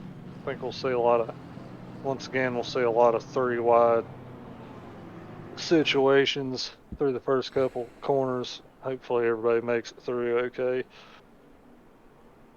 But yeah, these guys up here in the top definitely have their work cut out for them this race. And just going to the chat real quick, we have SWWR Gaming. I'm kind of curious, Cardo, maybe you can let us know which driver is that's saying that a lot of these people are fast. If he's on track right now, that'd be pretty interesting to know. Is that the Shane Reese driver who's in P11, 950? Oh, and Was getting some new information. Quinn Smith used to race with the 949 guys, and they know he's quick.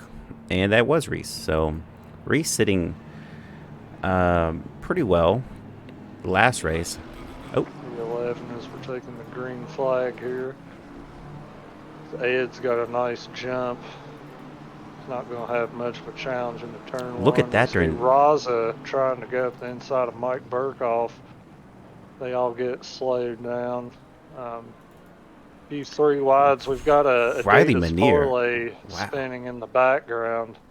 Oh no! Miller, Pickerel, Riley having a go. Padberg gets a little bit of a tap. That's going to cost him a run. Oh, and Ricardo Rivera going for it as well. Unable to make that happen, and Quinn has just got his sights set on Ed Kerstetter there. And down the charts we go.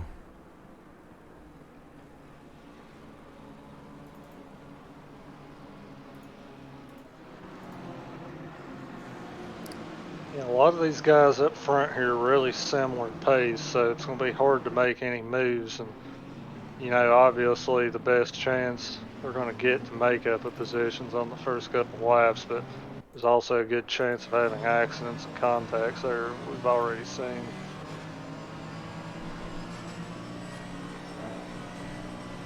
The battles that are being had. Ali Raza. Oh, we've got a spinner. That's Riley Minier. Oh, no. Spins out. We'll have to check some replays after the race and see what and he's having to wait there. It looks like Riley's going to have another race tonight where he's going to have to fight through the pack. It looks like he's gotten going again. Hopefully he can get some of these positions back.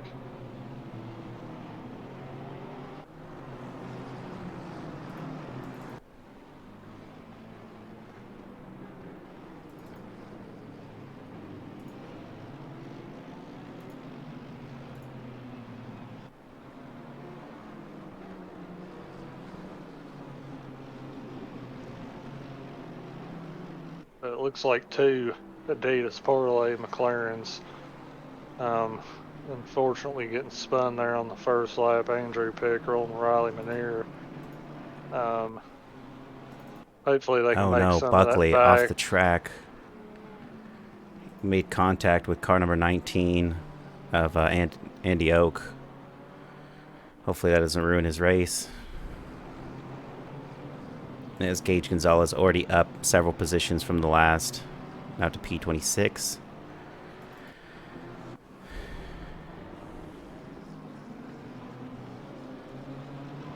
So Miraza takes the defensive line into the hairpin, but that causes them to break a little bit too late, and that's going to give Masachero a chance down here. They're going to go too wide. I think Masachero or Raza's got the inside, gets the turn-in point, but this battle's not over. That's Shane Reese picking up one position since the start of this race. He was P11, now he's P10. He's got the 360 guys in front of him. It's Jarek Snyder, as well as Chris Kesey there. Looks like something may have happened to Mike Burkhoff as well on that first lap. He started top 5, I believe, but now as it looks like Rivera's in the pits. It looks like he's retired. That's unfortunate. Truly. Spool and Gabe Carnes fighting for P23. Isn't able to make anything happen there. Riley Manier off in the background, also trying to come back from a not so great start. Get back to the front here. Quinn Smith already hustling Kerstetter. I think that guy's going to be a force to deal with. And we'll definitely jump if it gets a little bit closer, but as it stands, we have Jarek Snyder, P8, fighting off Christian McKeesey, who's 2/10 behind him. Shane Reese lost that position to Christian McKeesey, but he's still P10, and Bravo sitting in P11. Burkhoff's fighting him for that position as well. It's a nice little train formed right here with these two 360 Motorsports drivers and the AMGs and one BMW and one Porsche. It's not a bad mix. Yeah, it's nice to see a couple Porsches in this race. I think with that update, the Porsche kind of got nerfed a little harder to drive, but it used to be a really common car to see in races, but glad to see him back. Looks like Reese really was able to control that car, and obviously up here fighting in the top 10.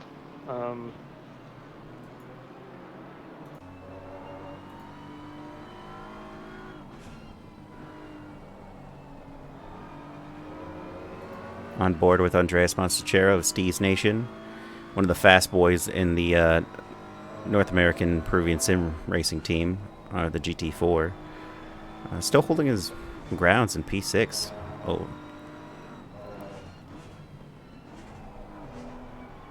But, as it stands, Wassum, I think Ali Raza wasn't shaping up at the start, but has definitely made his way back. Yeah, he's found a nice little position here. I think he's just getting settled in, finding his rhythm there. Yeah, just relaxing a little bit after the chaotic first couple of laps. Cornotis getting overtaken by Eric. No, not overtaking Eric Miller.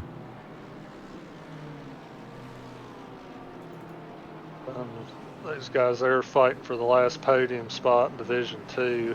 Got all kinds of action going on.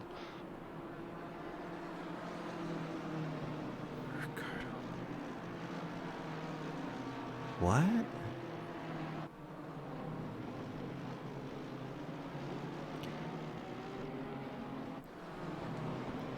So it looks like we lost Ricardo Rivera as well as Gabe Gonzalez.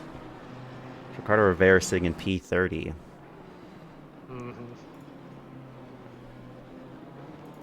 See in the background Mike Burkhoff trying to set up a move on Jose Bravo. Bravo not quite ready to give that one up just yet. He's going to make Mike work for this one, as it's allowing Eric Miller 3 and Cornotis to catch up. Andreas, just quite not there yet. Yeah, we've seen some pretty great battles so far tonight between Masachiro and Raza. Nice to see those BMWs fighting it out as somebody went a little wise. We're going through wide into this turn. There it is. Gage holds it around the outside, keeps it on the track. Nice move. And that's Riley Manier in the background, and that Team Adidas Parlay teal car. He's whoa! That is getting way out of shape there. I think that George Elmer just losing it.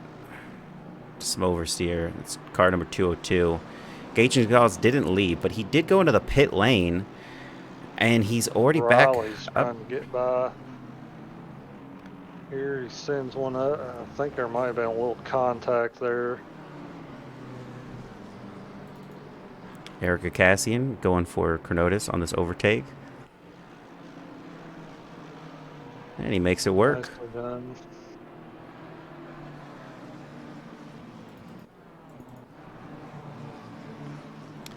So I was under the impression that these drivers had left the racer, Wassum, because, you know, one started from the back of the grid, and then the other had a good position in the top 10, but then went into the pit lane. So I just assumed he was gone, but I couldn't see that. He was sitting in P20, so out of the pits, back into the race. He's not actually too far out.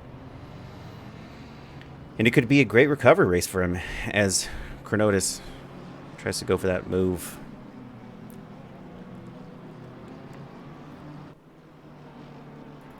I actually think it's going to be Andrew Pickrell that's going to take the scraps here.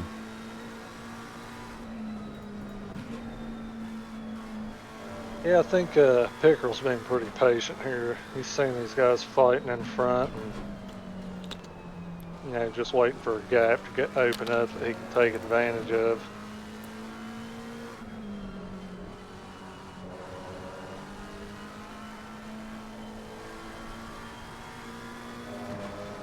There's one of them. Turner goes a little bit wide on the grass. It's going to give Pickrell a chance in the hairpin. Turner fights him back, though. Not quite ready to give it up. We're going to have a McLaren drag race down the back straight as we have a BMW drag race right in front. It's interesting tonight. We're seeing a lot of these fights that are between the same cars, different teams, though. So it's all coming down to the drivers in these battles. Oof. Because there was a driver off the track, left the session. So far, only 2, and that is a great thing there. Pickrell is able to keep it together and take P15, as Wassum was talking about there. Looks like Chronotis might be trying to line up a move on Eric here. Eric choosing not to defend this, though.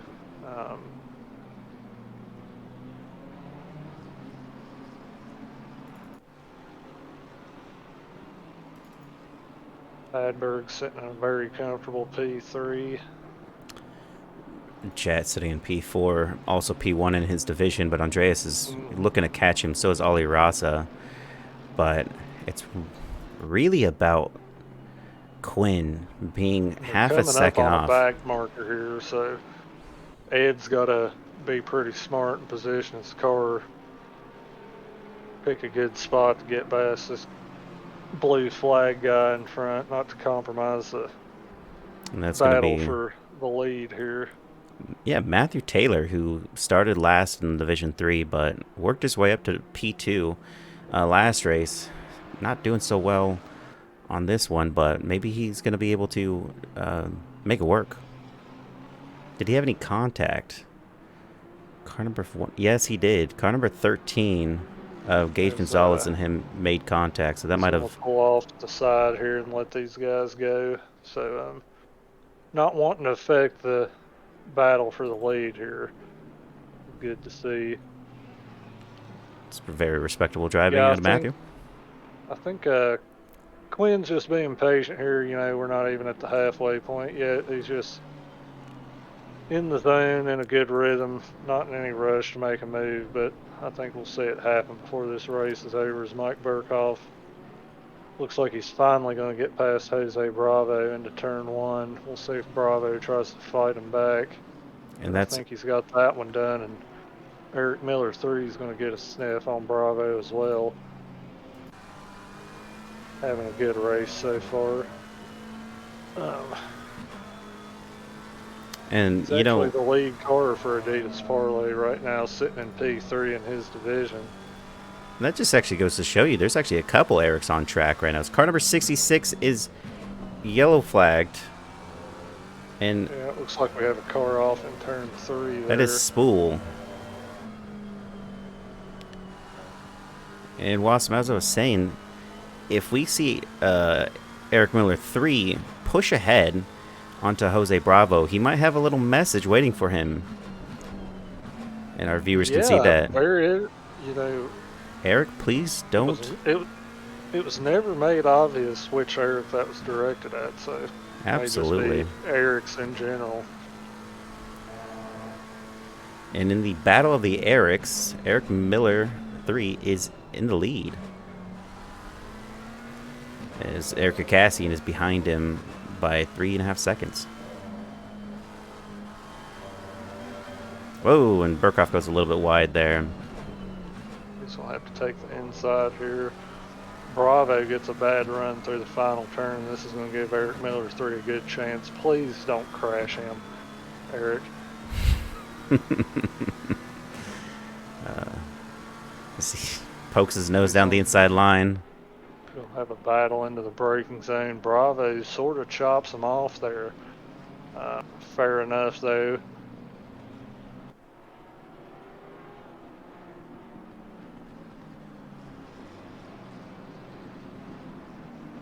Bravo gets a little sideways out of turn 3. I think Miller's going to start feeling the pressure to get past Bravo here because, he was able to take advantage of Cornatus and Eric Gikazian squabbling in the back. That helped him get a gap to those guys, but they've kind of settled in. And now looks like Miller's caught a little bit behind Bravo, and those guys may start catching him. So I think this is a move he needs to make in the next couple laps. And as we approach that halfway marker, jumping on board with Christian McKeesey of 360 Motorsports, his teammate just ahead of him, Will Campbell in P7 and P9 respectively. But then you have Jarek Snyder with another message of his own. Don't kill me.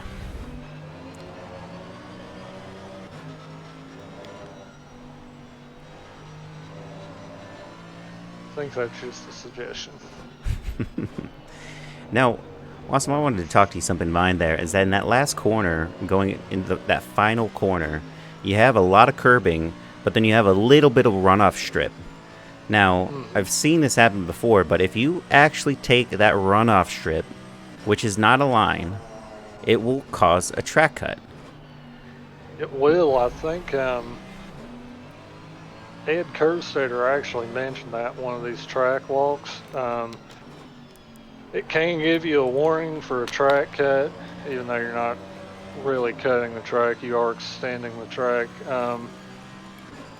But again, you get 3 warnings, and your 4th one you get popped for and can get a drive-through, so you don't want that. But you got a few track cuts to spend, you can use that and run a little wide there, and it can help your speed down the long straight. There are a little marbles there, which I don't think will affect you too much. Yeah, it's more or less about the gap, that if you know you're going into that and you have a driver who is going into it as tight as it can, but they see that gap that's there, it's definitely not the case for you to go for it. I will say that much.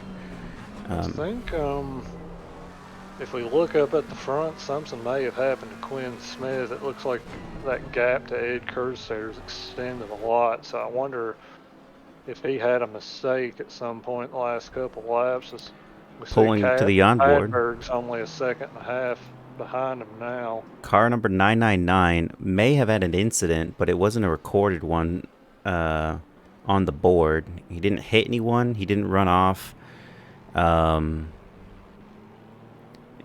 If his incident occurred, it would have been recorded. Might be just a pace issue. hard as it is to say, but yeah, you're definitely right there. He definitely fell back a little bit.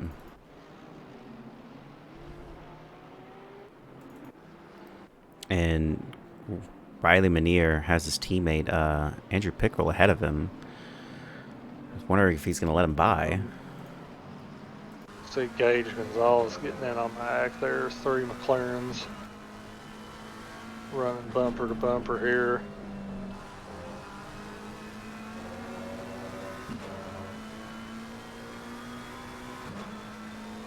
And you know, Andrew Pickrell and Riley Manier are teammates, but in separate divisions. Pickrell's got his own Division 2 battle here with Cornelius and Eric Gukazian in front there. Riley running a little wide, and looks like that was planned there.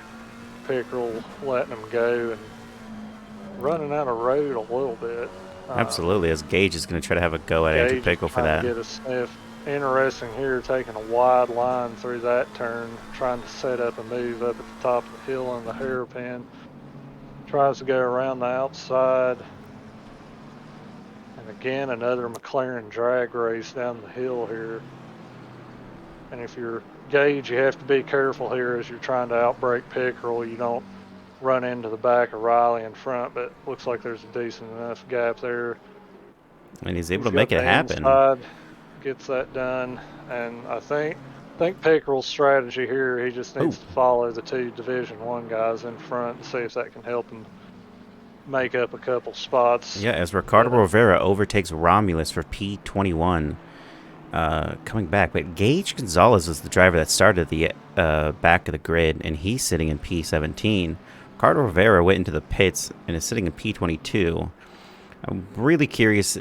I would like to know exactly what happened with these drivers, because that is truly unfortunate for the race. I hear Jarek Snyder's still sitting in a 360 Motorsports sandwich. Yep, and looks like he might be there for a while. Masachero's made up this gap to Jed Engelman, so I think they may have a battle here. We had brief yellow flags there. I'm not sure what that was, but looks like everybody's moving again.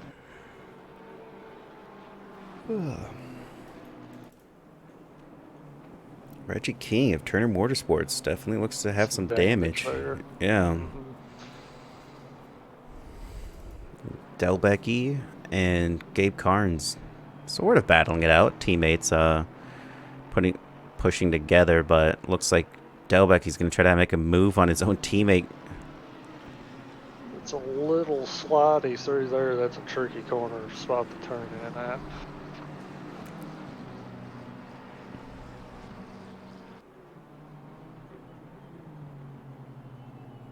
And, you know, just for the viewer information, we have Gabe Carnes with a 144.5 of last lap and Delbecky with a 144 even, which means his teammate is stepping faster, but is he going to let him go?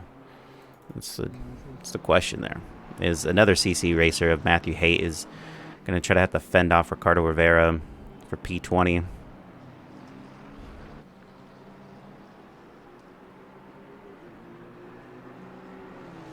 And it looks like something may have happened to Cornelius there. He was up there with Eric Gukazian, but now it looks like Riley Manier, Gage Gonzalez, and Andrew Pickrell's gotten by. As oh, sorry. Oh, man. That pack is now caught up to Jose Bravo, so it looks like we've got a nice little battle forming there. Ricardo Rivera gets P20 off the first turn, and that's a great result for him. Slightly went off that situation, but something to also note is that Andreas Masachero was able to get ahead of Jet Engelman, who's now sitting in P5. Andreas now P4.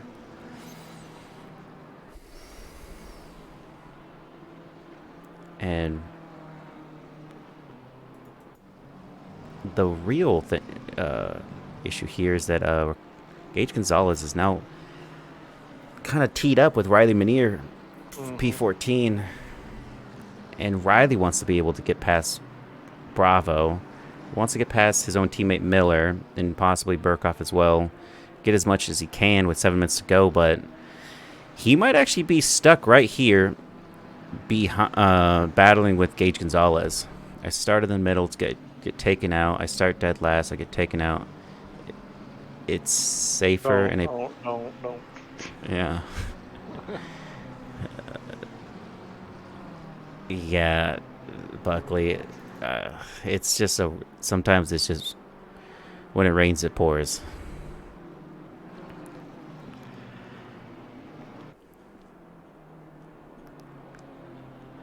The Jet, not still trying to fight and get that P4 back, and this little battle they're having is allowing a Raza to close up.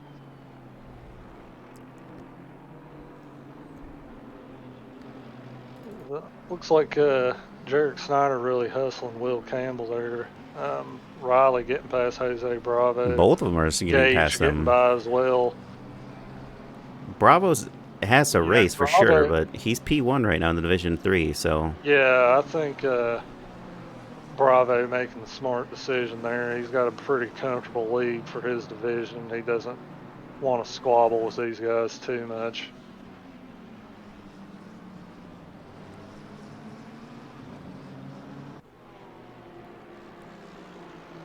And in this battle of the McLarens, it's which one is going to be, best going through those corners. Yeah, it's interesting. These two guys here, Riley Manier and Gage Gonzalez, normally at the front of the pack, but both having issues there at the start or in qualifying. They're now battling in the midfield as Riley gets a little out of shape. It's going to give Little Gage wide. a chance. They are side by side. Is this another McLaren drag race? This time on the front straight. It looks like Riley pulls ahead a little bit. Gage is going to tuck into the slipstream.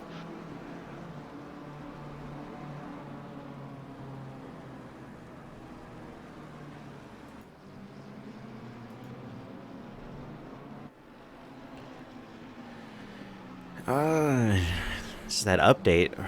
You can't even see it. Ed Kerstetter is still leading this race with the fastest time overall, the fastest lap, and with the 141.3 sitting in P1. Quinn unable to improve upon his time got against past him. Reese there. I'm not sure if Reese is having some sort of issue. Looks like Eric Miller 3 got back by quite easy there.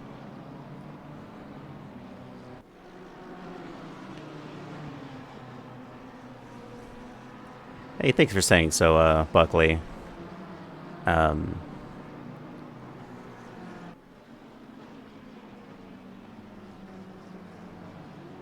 Definitely a time to recover. It's one of those situations. A little hip check there as Gage and Riley coming up behind Reese. Reese takes to the inside. And just another thing to say to Buckley is make sure you at least are able to go back and take a look at those incidences and report them as necessary, because there's post-race stewarding and people will get penalized. And I think we're taking a harsher tone to some of the unnecessary roughness that's happening on track. So we have 3 minutes and 45 seconds left to go. Yeah, it looks like different from this race. We don't really have a battle for the lead so much. It looks like the top three guys are pretty spread out, but we do still have a lot of good battles in the backer half of the top 10 guys and throughout the midfield. So I think things are going to get a little spicy here in the last couple laps as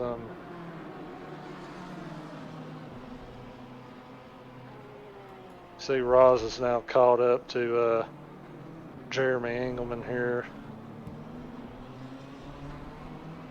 That's him up nice through the hairpin. We'll see if he can have a run at him down the hill here.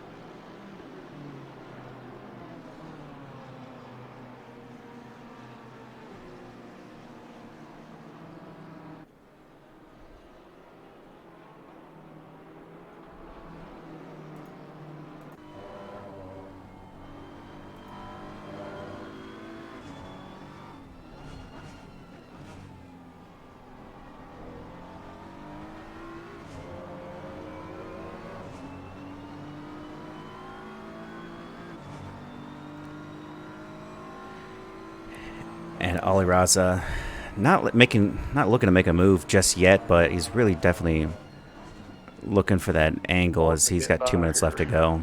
Yeah. And then I think that little pack we've got down here with Reese and Manir and Gonzalez, they're still running pretty close. We'll have to see how that all plays out in the last couple laps. Mike Burkhoff unable to. Chris McCasey runs a little wide through turn 1.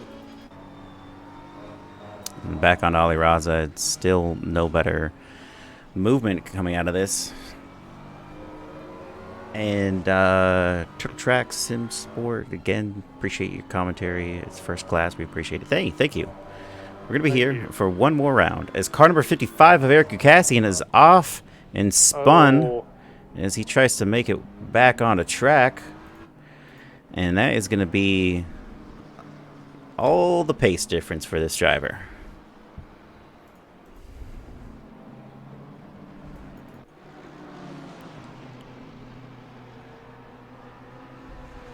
Looks like Riley Manir there was finally able to get past Reese, and they've both gotten past Eric Miller's 3 as Gage Gonzalez. Looks like he's trying to line up a move. We got a nice little pack of 4 running here. And like I was telling you, Wassum, it really just came down to like knowing how much time we had left. Riley Manir was only going to gain so many positions, especially when he's going against people that are just outright fast and defensive. And he got stuck with Gage Gonzalez right on his backside, unable to improve. R.I.P. Eric for that spin.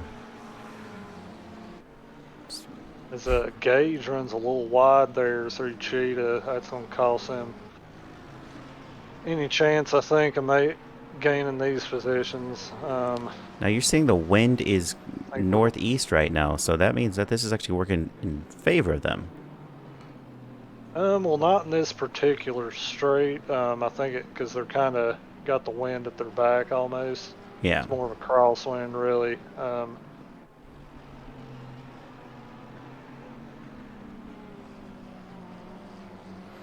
And the leader gets a little out of shape there. Ooh, Riley Manir about to go for it. Eric's going to throw one around the outside. I don't think that one's going to work. Just trying to unsettle him a little bit, making him run off his line. Giving what we know from the chat. Whoa! Oh no! Oh! Eric's gonna... He's pushing through it, and Reese gives it to him. Oh! Man, that's awful to see. Yeah, you hate to see it, Wassum. Yeah, you do. It's just... Oh man, we have contact at the back there between another Adidas Farley McLaren. Looks like there was some rear end contact. Car number 27. Got a Division 2 battle here. Division 2. And that's... Rivera making his way back a couple positions for P18 as Reese goes off again. Reese goes a little wide. This is going to give Cornelius a position. Maybe Andrew Pickrell's. Oh no! Contact, no. And that is Cornelius gets spun there. Pickrell and Cornelius made contact, and that's a drop for him down to P. In his own division, P5. There's Ricardo Rivera pulling off there. Pickrell getting P1, P3 off of that. So we got our winner. Final corner there.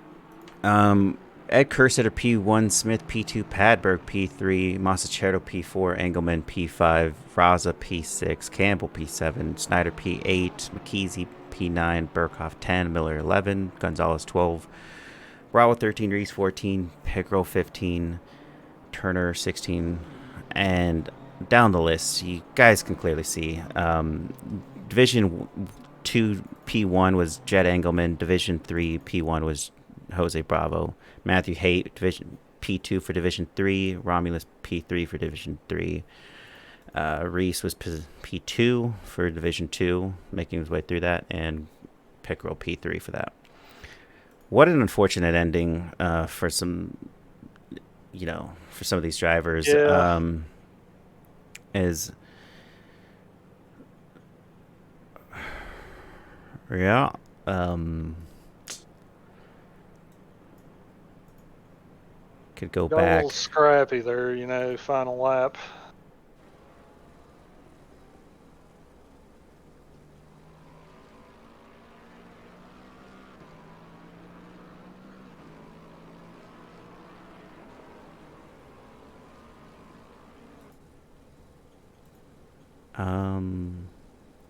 I think we have. Let's just pull our first guy in. Um, Get him in. Ed Kersetter. What a fantastic finish for you. You put it on pole and you kept it there. It looked for a little bit that Quinn was going to have you a little bit. So have you driven with this driver, and were you worried at all? Oh, thanks. The name sounds a little familiar. I think I might have raced him some other place. But he was keeping up good. Somebody mentioned in chat, I think he raced with 949 before. Mm-hmm. I think Okay. somebody mentioned. Gotcha. Maybe that was before I started. But Okay. yeah, he was quick. I put in a couple quick laps in the beginning, and when I saw he was still with me, I was like, okay, this will be a good race unless one of us makes a mistake. And I don't know if he went off track or what happened, but I know he lost a bunch of time.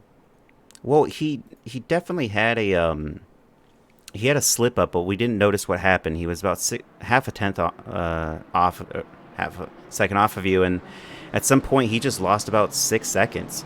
But he did not make contact with any other driver, and he didn't go off track. So it just must have been maybe a spin on track, and he just recovered it, and that's why we didn't see.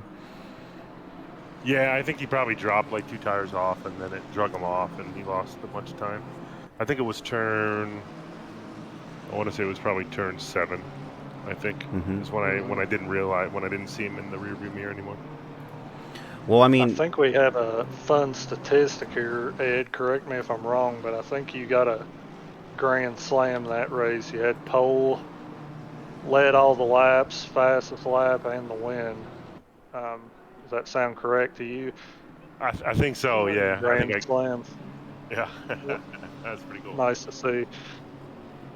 Yeah, it looked like you were in control that whole race. I think Quinn was kind of on your tail there the first few laps, had that slip up, and you were just out there cruising from that point onward. Yeah, it's nice to have the breathing room. You can try a few things and not feel constantly under pressure. I'll tell you what, though, I'm glad it didn't go another lap because we got rain. Oh, yeah. It rained Yeah, there we right at saw the end. that. That would have been interesting. well, I mean, Ed, it was great to see you back out here. We definitely missed you a couple rounds before, but you came back, and I was a little worried because some of these drivers were showing some quick speeds, but you showed them that you're still able to get on that top spot, and it was really awesome to see tonight. Cool. Yeah, I've had some home projects going on, so I've missed a few races, but good to be back and good getting new people in the league. It's always fun racing against new folks. And you guys showed a lot of clean, consistent racing up there in the top field for sure. It was nice to see. Yeah, I think me, Raza, Campbell, in that first race, we were side by side a bunch, and when I was working my way up from 11th, that was some good tight racing. I know there was some. I was looking at the Twitch feed, and during the race, I know there's some upset folks, but I mean, majority of the race is super clean. So one incident or so doesn't necessarily reflect how the races really are. So unfortunate for that person, but majority of everybody races nice and clean here. Yeah, and sometimes it happens. I know it's happened to me in the GT4 league, and you just gotta take a time off if it does, just so you can reset and recover. But Ed, thank you for your time. I mean, fastest man on track, and you showed it. Thanks, appreciate it, guys. Yeah, Thanks great for job. commentating. Yeah, thanks. I kind of wanted to get that Quinn guy if he was around, but Yeah, I'm looking for him here. I don't see him anywhere. no. And don't really have anyone else that we could pull in. Oh, we have Padberg here. Padberg. Welcome to the interviews for the post-race show of our Tracklicious league race here for round 9, or round 8. You were doing really well in that first race, and do you feel any issue was with Alvarez, or do you feel like you just lost it on that curbing in like one of the second to last turns, just before Cheetah? To start off with the in order, in chronological order, I think I either squeezed Jet and he spun me, or he spun me. I don't know. That started it, and then with the incident with Raza, I just got a large amount of kick of oversteer and just hit him. So it was really my fault. Yeah, and it's great that you got back on track and you just stayed in it. What you really showed today, as far as like that second race goes, you're able to just. You actually were in the no man's land. You had 7 seconds to the guy in front of you, and then no one was really behind you. I think it was another 7 seconds behind you. So you just ran your race. You didn't feel any pressure for sure because nothing was really squeezing you. So congratulations on getting that podium. Yeah, thank you. I was feeling pressure though from my track warnings. Oh, okay. Yeah. Any particular area that you were hitting that track warning? After the S's. Oh, okay. After the S's. Then where I hit Raza, that was really the kicker. So, yeah, thank you. Yeah. Yeah, it looks like you had a pretty nice, relaxing race in the second race. They just cruising in peace, and brought it home for the podium. So that's one to be happy with for sure. Absolutely. Congratulations. Yeah, thank you. Nice job. I think we have we have Division 3 guys. Yeah, Division 3 and Division 2. So Jet Engelman, the Division 2 winner, right? Yeah. Yeah, for race 2. But what happened with race 1? I believe you were in the top. Yeah, no, I still won the division race 1, but just a couple really dumb incidents that were probably my fault. With like Padberg. Yes, yeah. And then I took the inside and he closed, and then I tapped him, and then on the way through, Masachero just kind of went right through, and I didn't realize. And that incident. Yeah. Yeah. And then off the final turn, I pulled off to let them both by because they were both still behind me, and then Masachero accidentally hit me again. It was probably a really stupid idea on my part, but other than that, I mean, the race 2 felt really good. It kind of stinks that it came at the expense of some people's races, but I kept it clean. And tires were getting a little cold. I had Masachero in front of me for a while. Actually, he was behind me. We had a good battle, and then we kind of touched. I figured I'd just let him around so we didn't have any race issues later. But and then Ali Raza was just right up on me, hiking my skirt up. So it felt good. Yeah, he was definitely sniffing over a while. Yeah, and I thought he was going to get me at some point, but race 1, I just wasn't super happy with some of my decisions, but that's how it goes. Well, you kept it there. Chrono is holding the Division 2 title right now. If if you can take it home, another couple podiums, I think you might be able to squeeze him out, but I don't know the exact numbers on that. But you're definitely a contender for the division championship after all the rounds end. Yeah, no, I mean, it feels good. I think even more so than like podiums or overall our divisions this year. It just kind of felt like something clicked. And so I've just kind of gotten better all around. I think probably driving the Maserati and GT4 just kind of helped with car control a little bit. And so I've just kind of been reaping the rewards and getting better, but I couldn't have happened at a better time because I probably will miss next season being in India and such. But it felt really good to just have a pretty solid season start to finish, despite a couple races not going my way like Misano and whatnot. But feeling good. Well, congratulations on both your wins, man. Thank you. As we have another driver just like yourself, Jose Bravo, coming in, winning those top spots for the Division 3. I mean, you showed clear pace, There's one particular moment I wanted to get by you, is you had two extremely fast boys of Riley Manier and I think it was Gage Gonzalez, and you let them by kind of strategically, but was that because you just didn't want to kind of compromise your own race, knowing that these guys were going to do whatever they could to just pass you? Yeah, that's totally right. I didn't want to compromise my race or their races because I know they are way faster than I am.